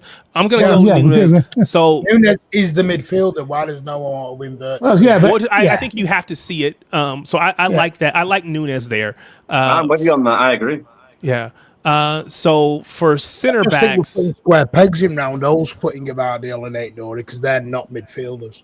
no fair. I think for center backs, I think Gavardiol. Again, I'm gonna say that we are. I don't want to say best, but I know we're gonna get some people into the match that maybe just need some time. But I like Vardiol. I want to see. Well, again, it's probably gonna be Diaz, but he probably won't go full strength. So I'm gonna. I think I like. No, put what you want. Don't I like put what you Vitor think. Hayes. I want to see Vitor Hayes. This is what I want to see. I want to see Vitor Hayes. I'm good with Gavardiol, Aït-Nouri, and I like this. This is cool. We're spoiled for choice. We are, for choice. and our center backs are spoiled for choice. Now at midfield, you can't put Elliot Anderson here because he's not here yet. So are we going Kovacic again? Who's kind of the Nico. I want to say holder? I want to see Nico. Yeah. Nico G. Yeah. Oh, yep. Yeah. I agree. Yeah. I would much rather see that. Nico G. All right. Alongside him is Rico Lewis. We're going to 4-2-3-1 here, or what we're doing? Can I switch that to this thing? How do I do that? Here we go. Right here. Can you not get a 3-2-4-1 up? 4-2-3-1, so yeah. 3-2-4-1. 4-2-3-1. Yeah, second from top. No, go down to 3-2-4-1 because You guys are saying opposite things. Now the If play a back 4-2-3-1 is play. traditional. The 3-2-4-1 is going to be more with the inverted. That's what he played. Okay, so let's go. Let's do that. And this. Right. So well, now what but then you you swap Nunes over. Swap Nunes with Aït-Nouri. Yeah, but if you do that, I'm guessing Aït-Nouri is not playing. He plays a 4-2-3-1, and it really becomes by inverting. It is a 4-2. So you think this will be what he goes with? Yeah. That'll be your back three. If you do it, it will become a back three. Yeah. All right, that's fair enough. We'll go with that, and then of course, Nico G. Then goes Nico next G. play. Oh wait, I already got him in there. Nico G. Stop double clicking. Just click and drag. All right, we got. Who are our wide men? Are we going Semenyo on the left again? I'd go Monga. Ooh, I want to see him. I want to see what he's got. Yeah, let's have a Will he look. be left or right? It's predominantly left-footed because every fucker we buy is left-footed. So then, do you play him on the right so he cuts in? Right wingers at Yeah. the minute. If he's left-footed, do you play him on the right so he cuts in on his left? No. Yeah. No. Maresca plays direct. Okay. All right. So let's see if he's in here. See, I'm only going off what he said in press conferences and in the Milan. I do want to see Jeremy Manga. Now, one of these has to be Phil Foden. Yes, there. He'll be number Right 10, hasn't he? Probably. Yeah. Because he has been the captain, and like I said, what we talked about earlier, he's been the face. All right. So now we have 3 spots left. We can't put Ryan McAdoo in because he's hurt. Who else? So we had. Go ahead. Claudio Echeverri, maybe. Would you play him here in this position next to Foden? Yeah. Yeah, He'll be number 10, yeah. Let's have another look at him. You know? Yeah. Is there anybody? I think. Yeah, I want to see what he's going to do. He hasn't had a lot of game time. Let's get Claudio Echeverri in there, and then on the right side, I forgot about Max Lane and McCaskill. Semenyo. Yeah. Oh, no. Oh, yeah. We've got Semenyo on Mamouche back now, haven't we? So we've got a choice of Semenyo on Mamouche, have we? If that's the case, then you're probably going to go Semenyo here and Marmouche up top. Yeah. What'd you say? Yeah, I'll play Mamouche up front. Yeah. I kind of like this. Yeah. See, what I'm Mamouche going up to do top. is get as close to his starting 11 for Arsenal as I can get without the big boys being there. Yeah. That's what I was saying before. The more we go on, we get more people back. You start incorporating more towards that starting 11. And that's when Monga Echeverri start coming out. Potentially big says, I don't know. When is Doku back in training? Do we know? Is he back for one of these games? Oh, hold on. No, I got an open training. I just saw you and you dropped. I don't know if it was Saiku or how to say it. I apologize. I didn't notice you earlier. I was looking at the other screen. If you come back on, click the link again. I'll get you on. But all right. So this is what we hope to see based on who's available for tomorrow's match. I think if Ryan McAdoo was not injured, we would want to see him out on that right side. Because again, I think he was. That's a good team, that, isn't it? It's got pace. It's got flair. I know I've just bigged him up, but I wouldn't have started him in this game. I'd have gone with Monga to see him in this game. Not like you to big up McAdoo. No, but no, it'd be a second half. He was available. The way you're talking about it. I can handle his fees. All right, so that is what I think we are hoping to see for tomorrow's match. See, I actually think these matches will be decided which one goes out on loan and which one's used for the cup games. Yeah, which is why I think you have to show you got to give Claudio Echeverri a chance, because unless you've already made your mind up, you need game time to see what he's going to do. Now, maybe your mind is already made up. Maybe you already feel like you've seen it. The plan at the minute is for one of or two of the three to go on loan. Yeah, I could say he's going to keep a couple of youngsters in and around the squad, and he's just deciding which ones, isn't it? Because he is going to buy a winger.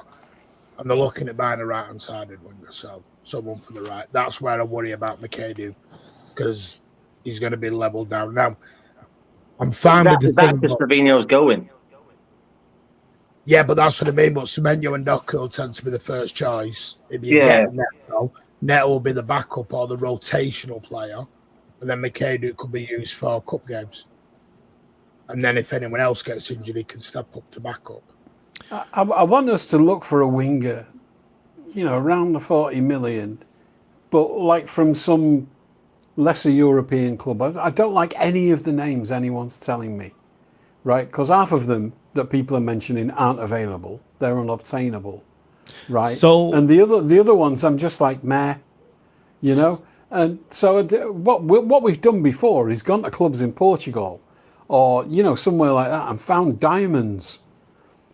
And I'm just got my fingers crossed that we do that. So I'm going to bring up the wingers here in a minute. Very doubtful, Trev. But before we get to that, because that conversation before, that conversation is going to turn to.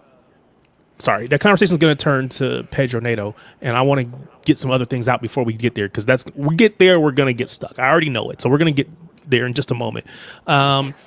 He's caused World War III all day to read. I know, that's why I'm saying it's gonna be there. You won't need to worry about my echo, mate. I've got some intriguing stats on. All right, we'll get there in a minute. So Buati, I think we all believe it will get done. It still hasn't happened. It's just a lot of we're progressing or whatever.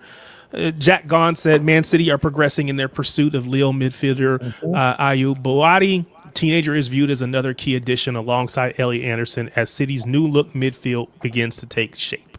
Again, that's saying midfield as opposed to right back, which a lot of people are trying to shoehorn them into.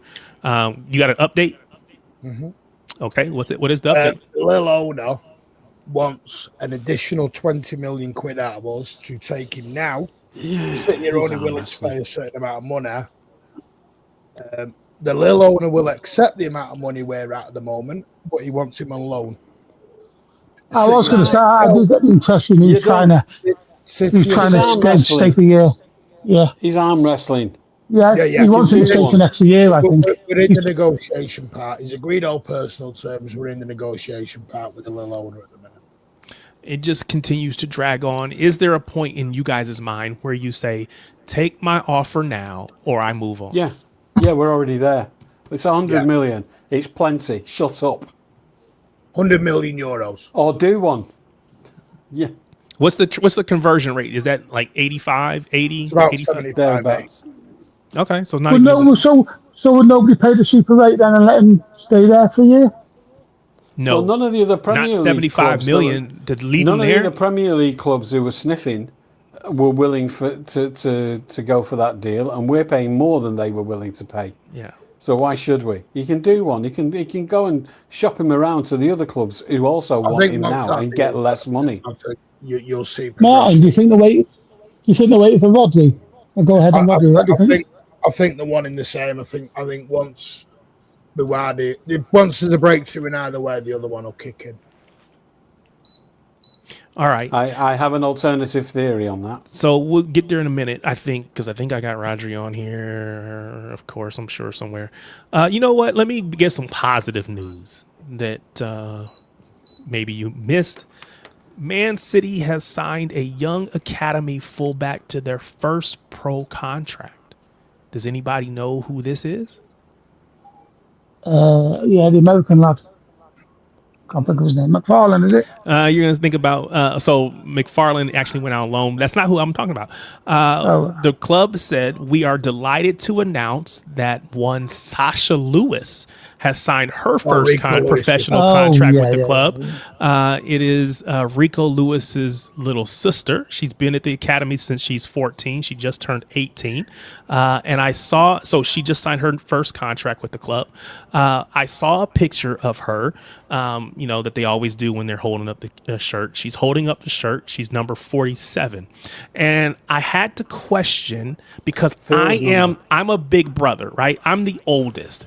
How must big brother Rico feel when you would rather wear a Phil Foden number than to wear number 82 like your big brother? Where did Rico Lewis fail that his little sister would rather be like Phil than to be like him? You're supposed to look up to your big brother. You're supposed to respect your big brother. You're supposed to want to grow up to be like your big brother. I'm a big brother. That's what my little brothers wanted. My little brothers wanted to be just like me. And if they tell you anything different, they're a lie. They wanted to be like me. Why does Sasha Lewis not want to be like Rico and instead want to be like Phil? I don't understand it. Allow me to help you out here. The relationship between brothers and sisters in Manchester is not that. Okay. We love each other. We will die for you, but we will take the piss out of you in a heartbeat all day long and twice on Sunday. So what you're saying is she chose this number intentionally. Out of our siblings. Absolutely. So that when he looks at that picture, all he can see is Phil's number, not mine. Dang it! Why would you do that to me? Absolutely. It doesn't mean we don't love them. It's our way of showing love. Yeah, if we're not taking the piss out of you, you should be worried.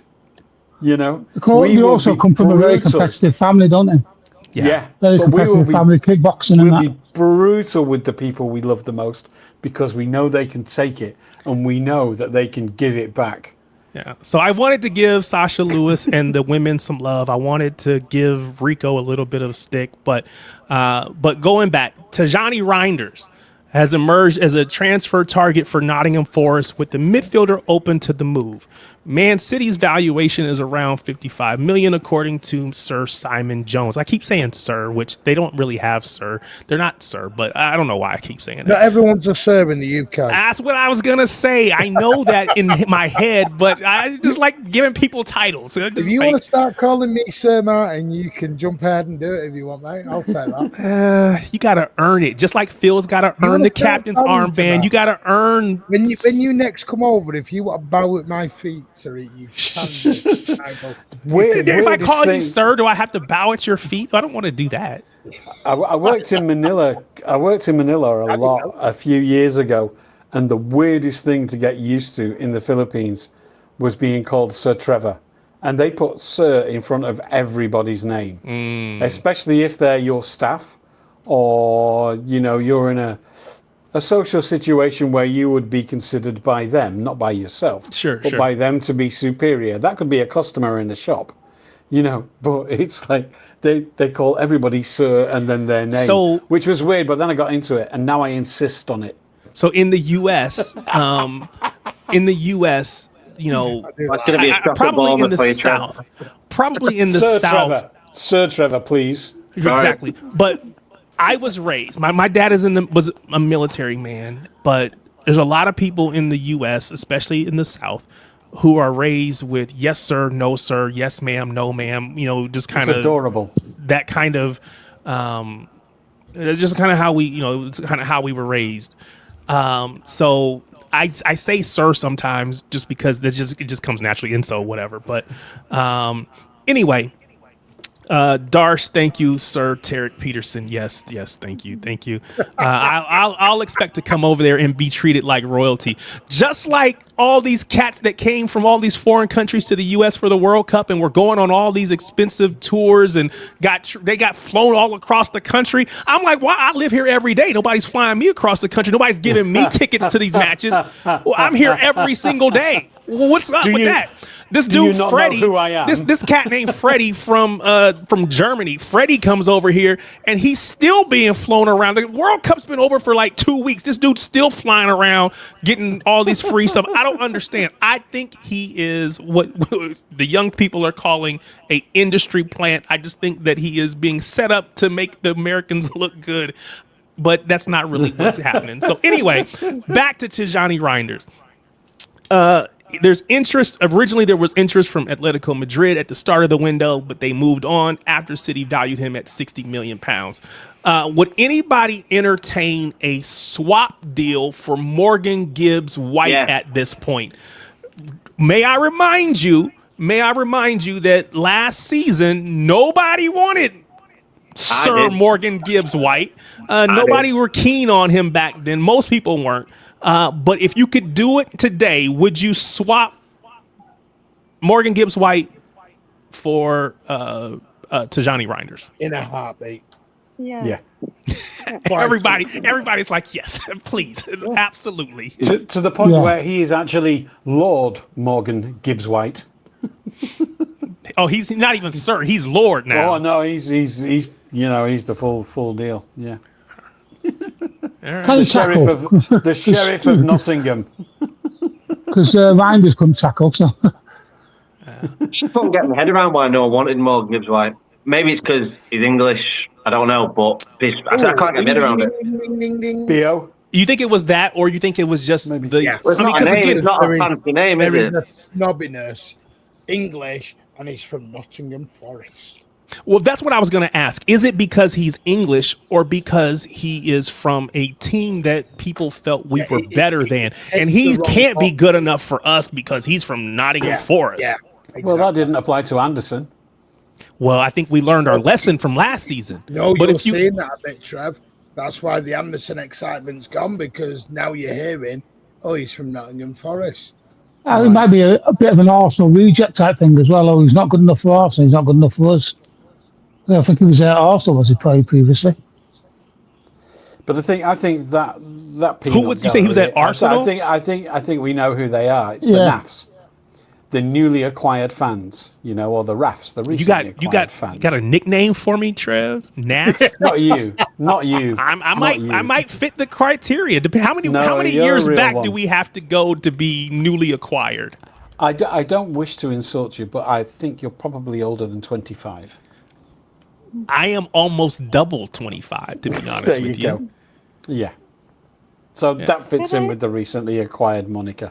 Go ahead, Marla. Can I talk a perspective of a Brazilian? Because from my perspective, I never saw this hate in English players. I started to see it recently. And from my perspective, always look that it's the other fans, the fans of the other English team, that kind of hate the English players of all our team. You saw it with Jack Grealish. That I have. You saw it with Raheem Sterling. Yeah, and now Calvin it's Phillips. kind of weird because I don't know if they make us go mental and start to hate our own player, because I don't understand the hate for Phil Foden, for example. It's not makes sense to me. In my head, we all love him. So go in YouTube chats and see people calling the same Foden out for me is like mutants from other teams. Yes. Yes. Yeah. It's not. Yeah. It cannot be around Fantasy. I cannot believe that because Unfortunately, makes we no can sense. geolocate where most of it comes from, and it's annoying because, okay, in my blocked Hold on real quick, countries, Trev, hold on real Yeah. quick. See, Martin tried to leave a comment and he tried to fix it later. He tried to fix it later, but he was right. Sir Darsh and Lord Martin were driving the Morgan Gibbs White BS train last year. I meant the bus. No, it was not it was Freudian slip. It was exactly what you needed to say. Can I just say that is a spot on comment because has anyone seen the City team land in Seoul? No. All the signs and all the shirts are Phil Foden. Phil Foden. Yeah, I was so proud. They loved him in Hong Kong. For some weird reason, fans in England don't like Phil Foden. Fans abroad, but we know who they are, Martin. It's not mature True Blues. But Danny will tell you this. We have this debate. Nobody in the ground is sat there going, Foden shit. He gets the loudest cheer in the damn stadium. Yeah. Can I just point out? I just fact check myself, and Kieran Gibbs might never play for Arsenal. It was Kieran Gibbs. My fault. Oh, I got it wrong. Okay. Yeah. I know who you're talking about. Yeah, Kieran Gibbs. Yeah, I got. You're talking about the fullback. Yeah, light skinned fullback. Yeah. Gotcha. Got it. All right. The cool. other thing when you look at the people slagging Foden off, you have to look at what player do people who are slagging him off, what player do they like that they think is taking that player's place? Because that happens. You know, it happens with Diaz. You know, Diaz got a lot of hate because the newly acquired Kusanov fans, and there's hundreds of thousands of them who've never followed a Premier League club before, see him as taking up Kusanov's space. And so they generate a lot of hate towards Diaz. I agree with their guy. I agree with the principle. I think it's probably, in my opinion, I think it's less that Nunez gets hate from Kusanov fans than it is that Ruben Diaz gets hate. Ruben Diaz gets hate from Kusanov fans. No, because Diaz got a shitload of it 3 months ago. Diaz gets it for sure. I don't think the Diaz fans are giving Kusanov any hate. I think they like both. It's the Kusanov fans giving the Diaz the hate. Yeah, because so again, Martin, you probably know this because I've been on coaching staffs of, like, let's say youth sports. And I've not coached at a professional level, right? So I've been coaching staff for youth sports. But where I coached wasn't professional, mate. So what I saw was parents in the sidelines who had everything critical to say about the player who played the same position as their kid. Yep. Because that is what's standing in the way of my kid getting their chance to shine. So there's no point. I don't have any issue with everybody else. I only have a position with the person that's playing my kid's position because my kid's better than them. So my suspicion with the Phil hatred, my suspicion with the Phil hatred is that Cherki, although he's French, is also Algerian. And we have experience with Algerian fans going back to Mahrez. Whenever the team sheet was dropped on the official club website, if Mahrez had been dropped, the abuse that any player who was considered to be taking up Mahrez's place in the team got was off the scale because they support one player. And I think there might be that kind of thing. The Algerians have latched on to Cherki because he's half Algerian. And I think we might be... No, I'm not saying it. I'm not saying it's unique. Listen, I almost bought a Zach Steffen jersey. I almost bought a Zach Steffen jersey because he's an American. I'm waiting for the day that Kevin Sullivan finally comes through. I need an American that I can root for on City's team. Not that I will be my favorite because they'll never surpass Vinny Company, but I just want an American to make it here. I was hoping they would go get my cousin Anthony Robinson, who you guys don't know, but that's my cousin. We talk about it on Shades of Blue. But funnily enough, though, Tariq, you go and speak to Portuguese fans, they love Diaz. Of course. And this is what happens. So the German players love the German, and I understand it. You're always going to back your countryman. You're always going to back him. For me, I'm just a very simple man. If they're in a blue shirt and they're on that pitch, I back them. Do you not get the feeling though with Foden that some people believed that he just fell out of love with football for a period of time, and because that they think, oh, does that mean he fell out of love with Man City? You know what I mean? No, you know what it was, Matthew? I think he had a lot of personal issues at home. I know that. I think Foden. This is mad now, and see, a lot of it makes sense when I go back on messages and look at things. I think Foden just needed a new. I think a lot of the players just needed. Listen, Pep Guardiola is Pep Guardiola. He's the greatest manager of all time. He's the GOAT. But even Pep said it, and it was the Pep interview that really opened my eyes. Because I was one of these, Pep for 5 years, Pep for 10 more years. And when Pep come out and went, listen, it all got a bit stale. So Jeremy, hold on real quick. Jeremy Doku the GOAT says, Jeremy Doku GOAT says everyone has a favorite player, and I think that's fair. And how I choose my favorite player is entirely up to me. I think it's okay to have a favorite player. Where I differ, or not even differ, because I agree with you, but where I think maybe we would diverge is how my respect or love for my favorite player makes me hate on another player. Yes. This is the difference. Don't get me wrong. I'm not saying it's a bad thing that we've attracted hundreds of thousands of Uzbeks because of Kusanov. I'm not saying that's a bad thing. They're not bad people. I love it that they've come to our club. And the same with the Algerians and Turkey. I love that too. And, you know, God bless you and thank you for being City fans. Where I draw the line is where you draw the line, Terry. Don't slag off. They're very tribalistic about their people. They're very tribalistic, aren't they? Yeah. Don't slag off that's any football, player right? that you think Tribalism is a threat to is your football. guy. No, but not within your own club, mate. But that's what I was going to say. You can't. Well, you can. What we're asking people is be completely tribal in this scenario, in this setting, in this scenario. Yeah. But don't be tribal in this other one. Be tribal when it comes to City versus United, City versus Arsenal, City versus whoever. But then switch that off when it's inside of, when it's my favorite player, maybe because they come from my country or wherever they might have come from, but this is my favorite player and this is your favorite player and they're different. So now we're at odds. Well, no. Don't be tribal in that way. Be tribal in this other way. And people don't know how to make or to turn it off or to make the distinction. Phil Foden's got hit by the double whammy, as I call it. And Danny and Trevor, and Matt, you'll get when I say this. And this is no dig at anyone. He's English and he's an academy product. So he's got the double whammy now hit on the head.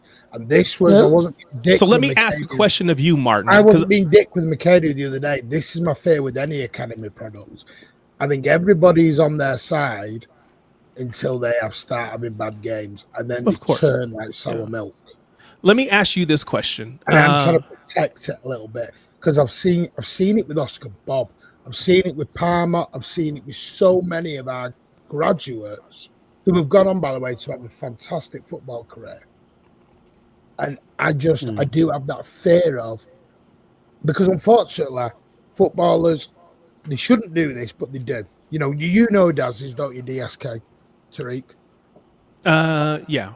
I've seen. I don't know him, job, but you know his job.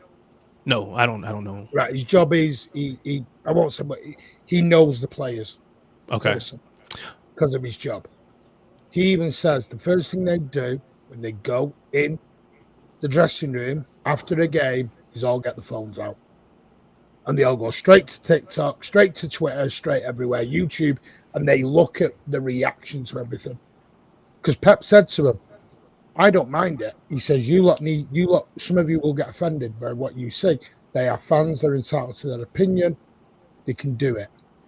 But they do it. And they shouldn't. And I get it, but it's human nature. We do it. All their partners do it, yeah.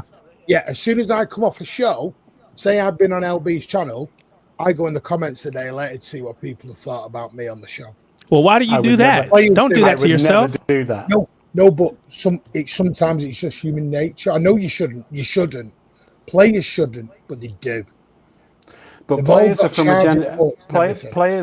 players are from a generation that's far more savvy with this social media thing because they've known it since they were born.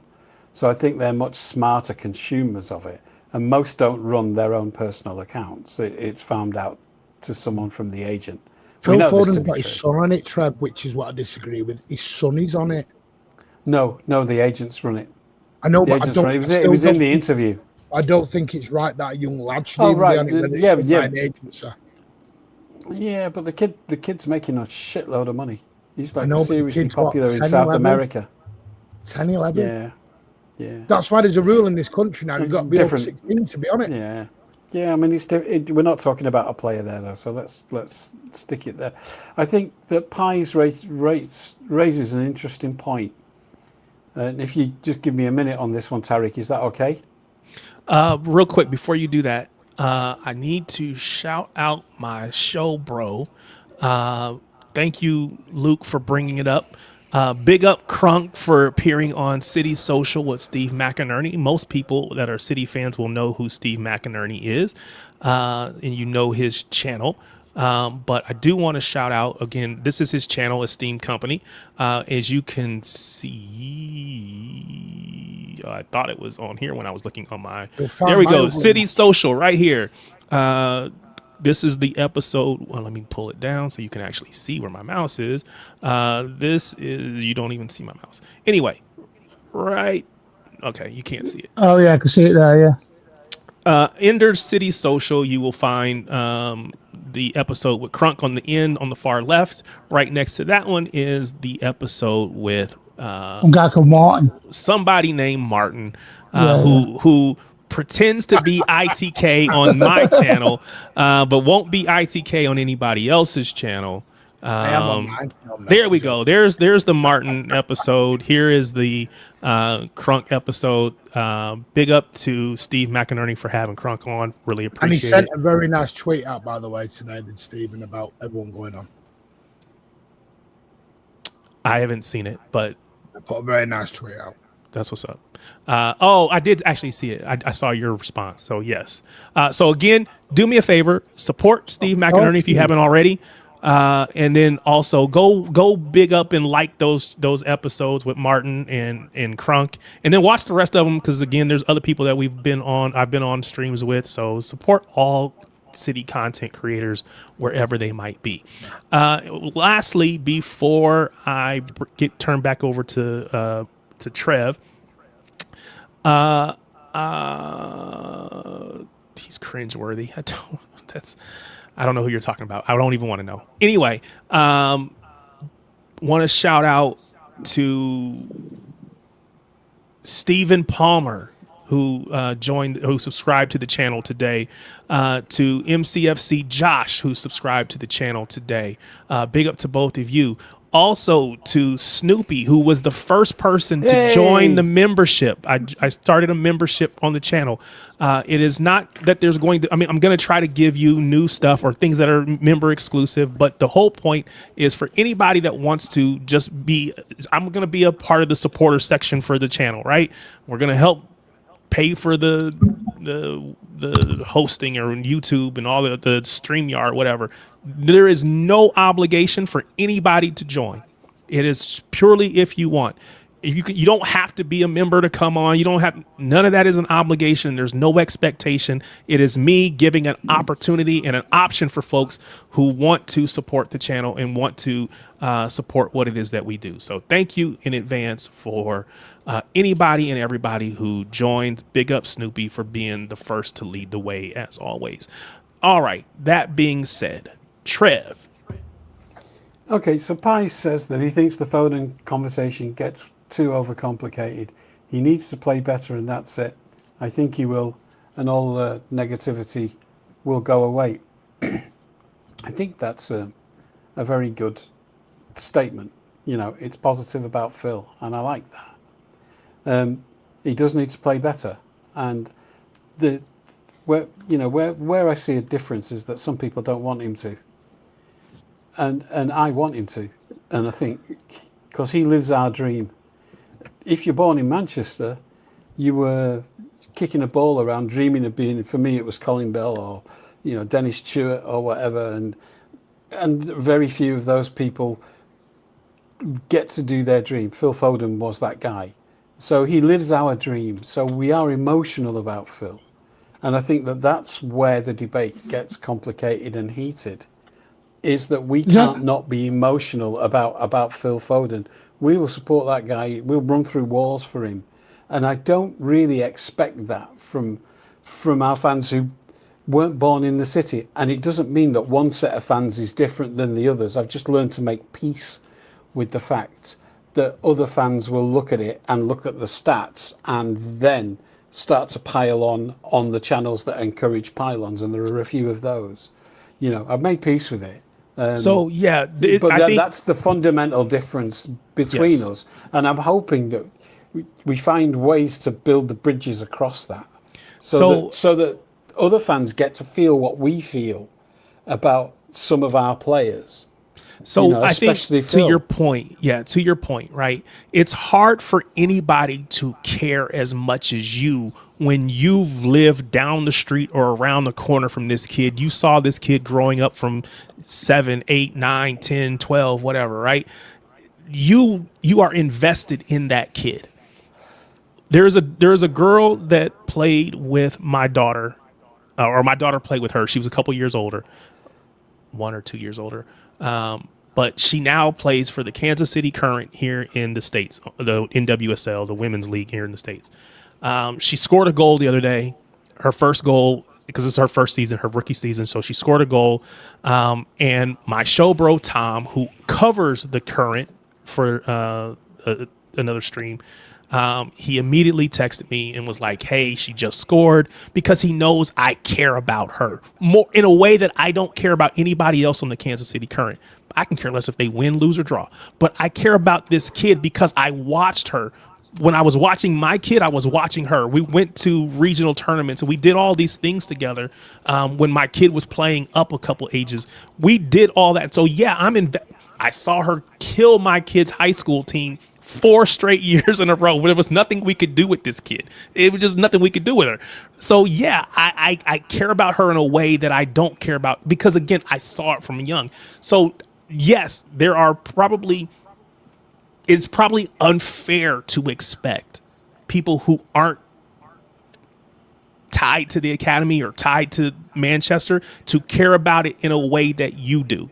Now, that being said, what I have tried to do is say, I recognize that the academy is an important part of what Man City is. So now I'm invested in the academy and I want to see these academy kids come through. Do I care about it in the way that maybe somebody who watched these kids, or maybe your kid played with those kids growing up and so you're tied? No, I probably don't. But I know it's important to the club. I know it's important to Manchester as a whole. So as a foreign fan, I am trying my best to support the academy, and I want to see those academy kids come through. I hate it when Cole Palmer left, because I was like, what does Jeremy Doku give us that Cole Palmer doesn't?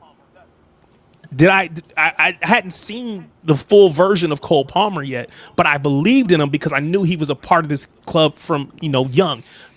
Foden grows up and he's on the sidelines being a ball boy and all these things.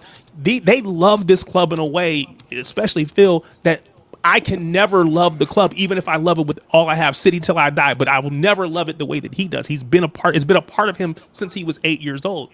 So yes, I think we should respect the academy. Absolutely 100%. We should all respect the academy, respect those kids that come through it. However, it doesn't mean that those players don't have to perform on the pitch.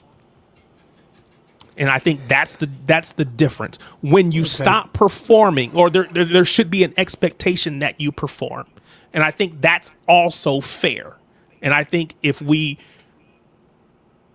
I don't know that we can say, well, this kid is an academy kid, so he doesn't have to perform at the same level as everybody else. I think that's unfair. Okay. Spiced potato, I never know whether he's being serious or not. Okay. So, but he's just said that we all defended him in 25, 26.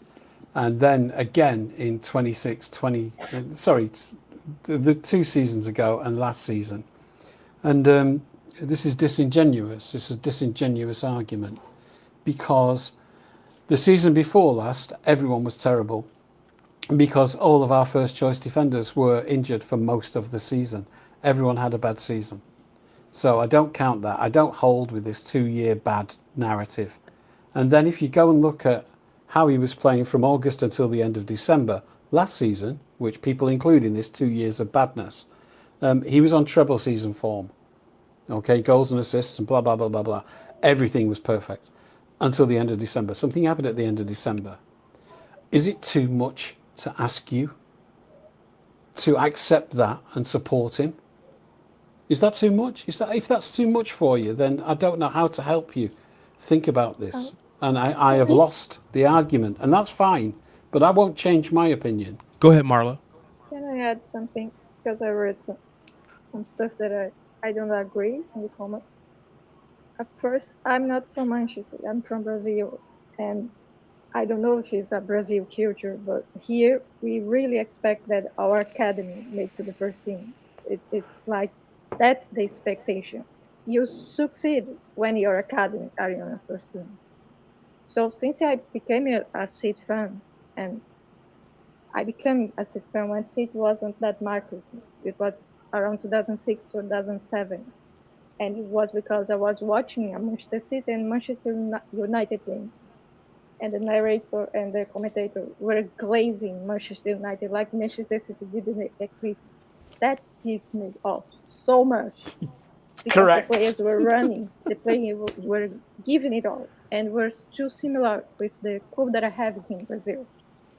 It's not a rich club, so every time that I watch from my club here is sport club, it's awful when it's not someone from here, from Pernambuco, narrating, because it's like the club didn't exist, the players doesn't exist. So when I became a City fan, I barely watched City games because it was only on cable TV and was only with the strongest team. So it was really hard game. The players were giving it all. And that's the feeling that I have from City. That was the first feeling, that the City players never give up. And then after that, I heard the story about the third division fight against the relegation. And everything made sense. That's the aura that Manchester City have that brings me to that. So when I see people talking bad things, I don't understand. The thing that would make me sad is not we lose trophy, it's how we lose. If I see the players giving up, like complaining to one another and doesn't run to get the ball, that's what pisses me off. Not like, I don't know. The thing is, Marla, it has to be another. You paid for your ticket on the glory train. You chose us in spite of our popularity. You chose us because you saw us being bullied by commentators and being disrespected. This is a beautiful way to get into supporting this club. By the way, we are held together mainly by pettiness and grudges, you know. So it's like, this is a great way to enter supporting this club.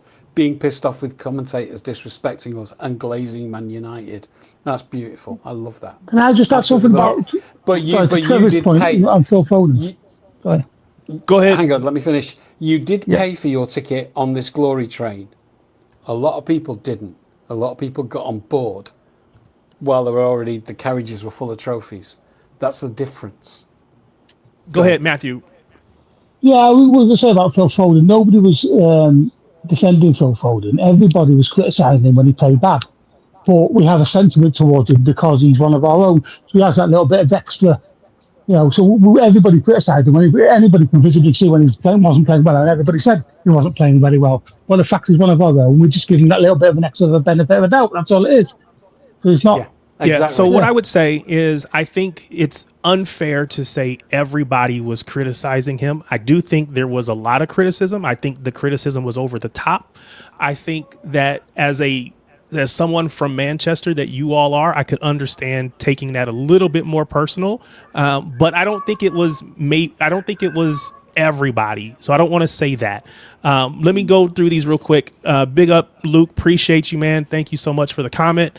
I wanted to, Darsh says, just put a little bit of positivity. I do see there are foreign fans that understand Phil's journey and how it mirrors how he lives the dream of every City fan. Unfortunately, those people get overshadowed, and I think that's probably Correct. true. And I don't think I don't think it's a majority of comments. I just think it's the loud minority. It's not the majority of people, but they're the vocal ones. It's the ones that are out there maybe as more loud. But again, I think it's okay to say, hey, I want more from Phil Foden. I think that's okay. We all do. But can people give him a chance to like? Yes, but again, I think I think so. So if I were to be anyway, if I were to be the voice of all non-Manchester fans, right? I would say that that it doesn't feel like I can say something about Phil without it being taken personal. Oh, don't know, because we know where it's coming from. From you, it's from a good place. No, this is me being the voice of all City non-Manchester fans, not necessarily for myself. But if you say something about Phil and you call out what you see, it is taken personal. Now, again, I will admit and acknowledge that there are people who are going way over the top with it. But I don't think that's everyone. And it for a lot of people, it feels like we want to shut down any conversation about Phil that isn't glazing him. And I don't think that's fair either. I think most abuse. If someone else has a bad game or a bad time, and everyone protects them. Yes. So here is a comment from Spicy Potatoes. Fair, you want to protect the local players, but why doesn't Nico O'Reilly get this backing, especially when he was our player this season last season? Absolutely. But no City fans prop him up. And I think he said down. Hold on. A lie. Well, hold on. Let me get to the rest of his comment because I think he put something else in here. Maybe it wasn't him. But can we just say that that's a lie? So what I will say is that people see it from their perspective. So from his perspective, people have an agenda. Well, hold on. That may be the case that some people have an agenda, but it doesn't have to be. And what I'm saying is that it's fair for him to say that, hey, I'm not seeing the same level of support for Nico O'Reilly. And then what you would say is that Nico O'Reilly doesn't get the same level of criticism, so therefore I don't have to defend him the same way that I have to defend Phil. I think people are vocal about Phil because you feel like you have to defend him from all of the criticism. And then other people feel like I have to be able to talk about Phil because all I do is see people glaze. And it's this cycle that I don't think is any benefit to everybody. But hold on, I need to get to this I've not seen anything super as chat. As get that scrub out of my club about There have Nico been plenty of O'Reilly. people that have been told to get out of our club. Unfortunately, I hate all of it. But I wanted to. That is a difference, though. Hold on. Oh. Big up to Paul. Big up to Paul for the $9.99. I appreciate the super chat. Foden gets extra protection because he's English, which is understandable. But it's sad that other players don't get similar treatment. Now, again, you don't agree. Hold on. You don't agree when the comment above was about Nico O'Reilly. This is another person saying, this is now two people that are saying that Phil is getting a level of protection that everybody else doesn't get. Now, again, I don't suggest that that's right, wrong, or indifferent. I am saying that there are people who are seeing this from different perspectives. But I don't want to get stuck on Phil Foden because that's not the point. I want to keep moving. The difference is, you just said the difference. Oh, yeah, you were going to say something. Go ahead. Yeah. It's funny how the English fans are reacting in this way. Well, but again, of course you are, because he is you. Again, I didn't criticize when people were getting on Zach Steffen because I knew Zach Steffen just wasn't up to par. If I put something like that, I'd get called xenophobic, racist a lot. Sorry, can I have a word about that? Hold on, real quick. Hold on, we got to do it one at a time because I can't hear everybody. Go ahead, Marla. Donnarumma isn't English, and he is overprotective for me. So it's not about English being Phil Foden being English. I don't think it's about it. I think there are some players that are protected because they have a strong agency, but I don't think that the English fans overprotected him. I think what's happening is when we hear people saying, "Fill out," you don't have how to argue that because this is so absurd. So yeah, that is a difference. we That is a need to difference. give it logical. We need to give logical to that, and that is no logical. So it's like a discussion that has no logic in it, and then doesn't have a conversation about it. It just But when you attack Phil, you're attacking family. Why does the a criticism? So I agree if you attack, but can there be criticism that is not an attack? Governor, you were going to say something. Governor, you were going to say something. Go ahead. We criticize him. Yeah. Hold on, Governor. Go ahead. When I was on before and we was talking about it, you brought up something very good, Tarek. We were talking about the captaincy, right? Now, Phil was fragile last year, and now you made a good point about will the captaincy be too much for him because he's getting back to form? Would that be too much for him? That's a great question, and we don't know. We don't know that yet. But with Phil, we have got a bias. We have, but I'll tell you now, I'll give Phil this season, and if he doesn't perform this season, then there's big questions. And going on about the academy, right, when they come through the academy, right, you could have a South American or American coming through that academy, and you'd have more affinity that way. They're not all from Manchester. Yeah. Can I just add? Sorry. Well, can I just add? Say, take for example Jack Grealish and Phil Foden. If you visibly see that Phil Foden's not playing well, it's right to say he's not playing well because you're lying if you're saying he is playing well, right? So, but the difference is, after a long period of time, we're not going to say let's sell Phil Foden, but we would say let's sell Jack Grealish. Yeah. So you brought up Jack Grealish. You brought up Jack Grealish. So I want to get Paul's other comment. Again, another $9.99. Again, thank you, sir. He said, City Extra posted daily about Cancelo supposedly causing disruption within the squad, yet had nothing about, and this is where I think this is unfair, beer belly Grealish falling out with Pep. Again, name calling is unnecessary. No evidence of that. Name calling is unnecessary. And what is your underlying point, Paul?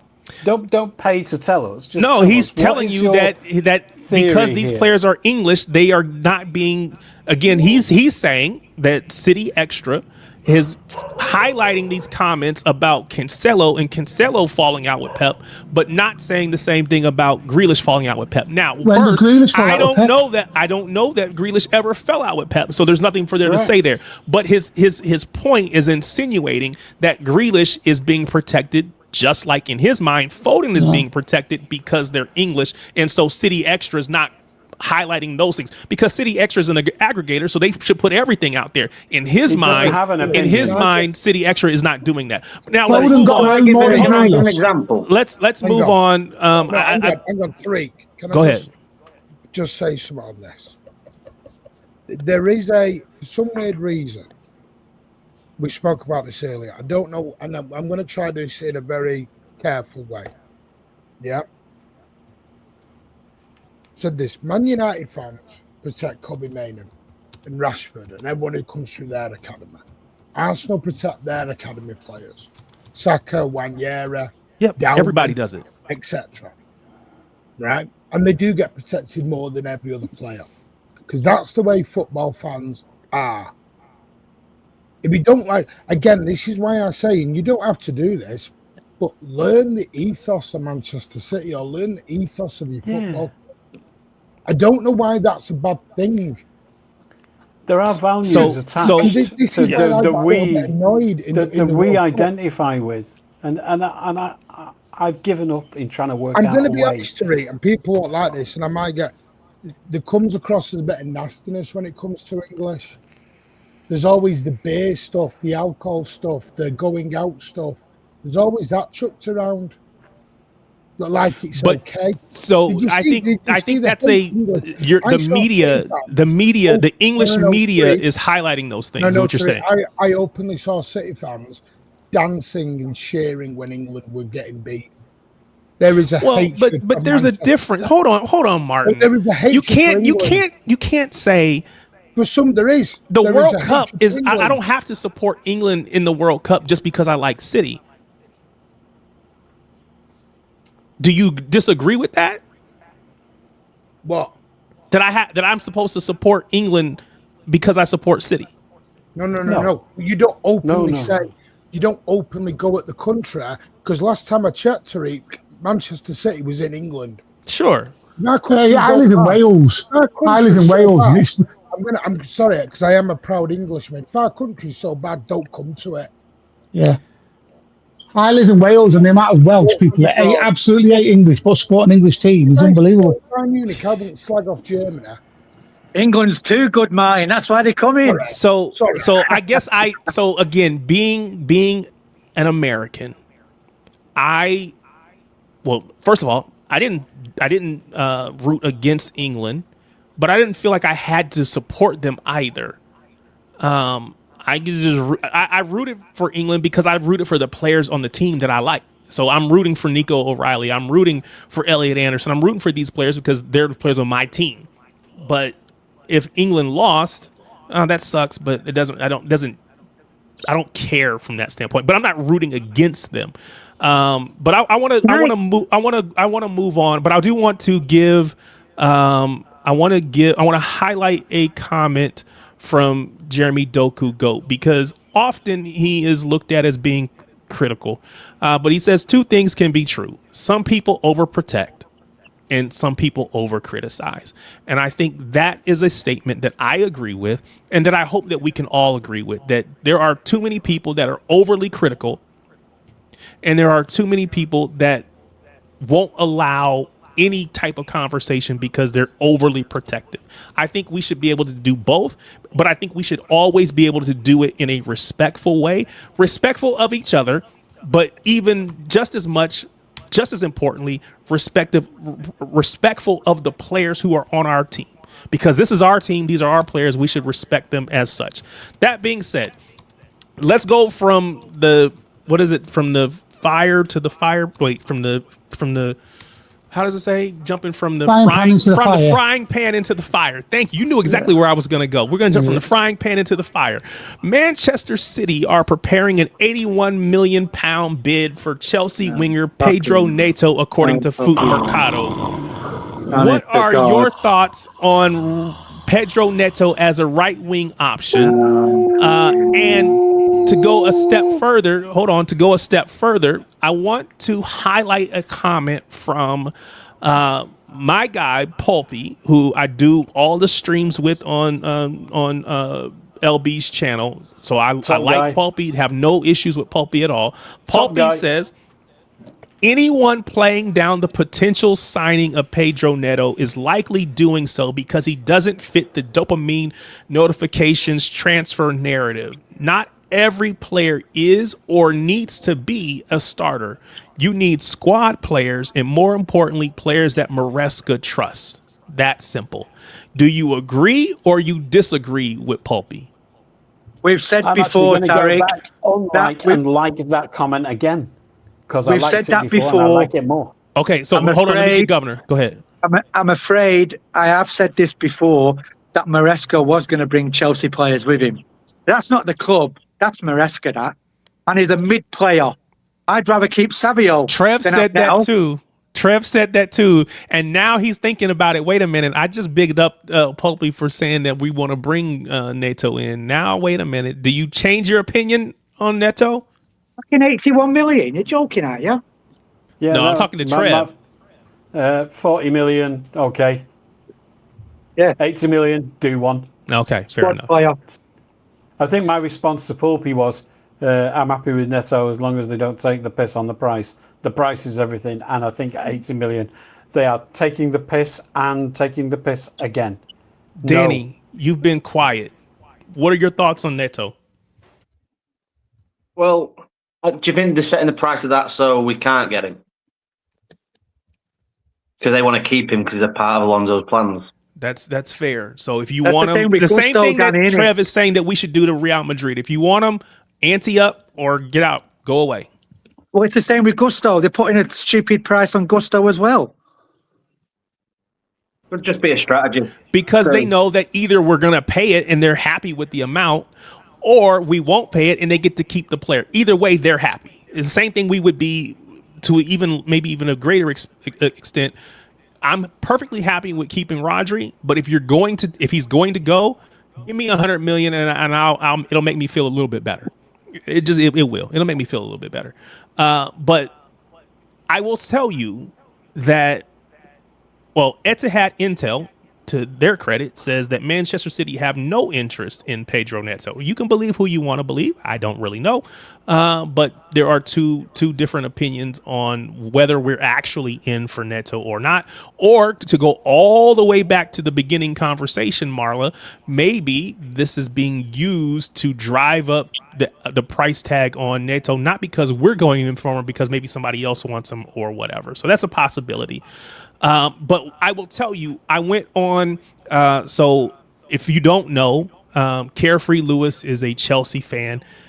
He was streaming when I went to lunch today. So I just got in his chat and I asked him, as a Chelsea fan, are you upset about the fact that he might be going, or you welcome it?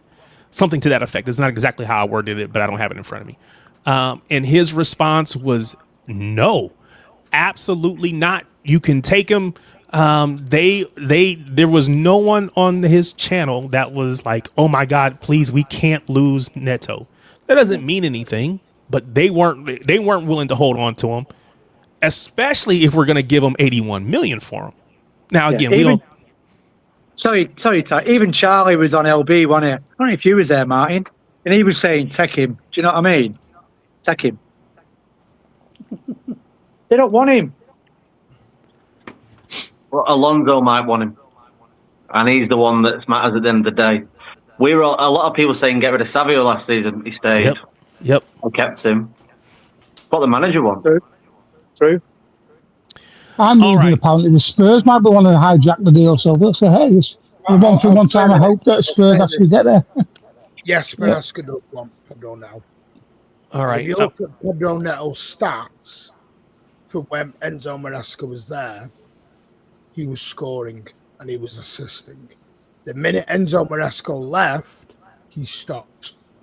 Is that the counter to Cole Palmer, who was scoring at will again with the Pochettino, but then kind of has fallen off since Pochettino's gone? Work under certain managers is the whole point. Maybe Neto doesn't work under the current manager, and people don't want to believe me. I can show you the stats right now on Pedro Neto from last season. At the start of the season, played 34 games and he scored 5 Premier League goals. Yeah, people go, fair enough, it's not enough. I hear that, and I hear that all day long.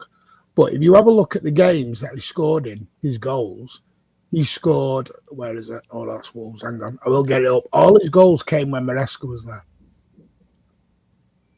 Is that not a coincidence? I'll go with Trev. That's the best. 40 mil and under, I'd take him as squad. But over you're not that, buying any player for 40 million, Governor. Not in this market. You're not buying a Division 1 player for 40 million in this market. Yeah, true. So I don't know who anyone thinks you're buying for 40 mil at the minute. True. If we're selling Savinio at 60, and he scored 1 goal in 12 months, what are you expecting Neto to be then? Are we taking the piss on our price? Do you know what I mean? We have to put this into a little bit of perspective here. The market is whack. You are not buying Elisa. You are not buying Kvaratskhelia. You are not buying these players. They're not available. We're not buying Bacola. Who do they want to buy? They're buying a player who suits Maresca, who is our manager. Just because you don't like the name, fair enough. I'm not overly keen on the name. But can we just see if it works? So there's 2 things. One, somebody said that, and I don't know who this was, but if you buy a player like Pedro Neto, you're probably putting him on a 4 to 5 year deal. And how much is he getting paid? Because it feels like you're now stuck with this player. You said we should bring him in and see if he works. But if he doesn't work, you're stuck with him because now we've paid him so much, which is why people like Omar Marmoush feels like we have been, that's like an anchor pulling on us because we can't get rid of him because we're just paying him so much. Trevor, sorry, Tarek, that's what we do. We look after our players. And that's the trouble when they come to the end of their contracts. You know, what we pay them, you know, we look after them, and then they struggle to get away. People can't afford it. Yeah. So I just think that we have to be careful who we give contracts to and what size those contracts are, because it does put us in a position where it may limit us. Now, typically I'm like, I don't care about the money, but if the money is going to keep us from doing something else, then there is a cost to it that I'm not prepared to pay. Yeah, but if you look at Reinders has only been here one season and he's on his way out. Someone's after him. Yeah, potentially. So it's not like we're potentially stuck with him, unless it's Calvin Phillips, then we're stuck with him for bloody years. Well, but the difference is I don't know how much Reinders is getting paid, like his wage, versus what Omar Marmoush is getting paid. Because again, they have to want to go, right? So in this case, it sounds like if in fact Reinders does leave, right? If he goes to Nottingham Forest or Newcastle or wherever he ends up, if he goes back to Italy, if someone is willing to pay for him, it's more about, I want to play. I want to play minutes, so I'm willing to go even if I'm making the same, less, whatever. Omar Marmoush, the amount of money that he's being paid, do I want to leave? If I can't get paid the same, go ahead. We don't know, Tarek, if these players, they've not actually come out and said that they're unhappy. These players might not be unhappy. So to your point, I have no inside knowledge. So you are absolutely right, right?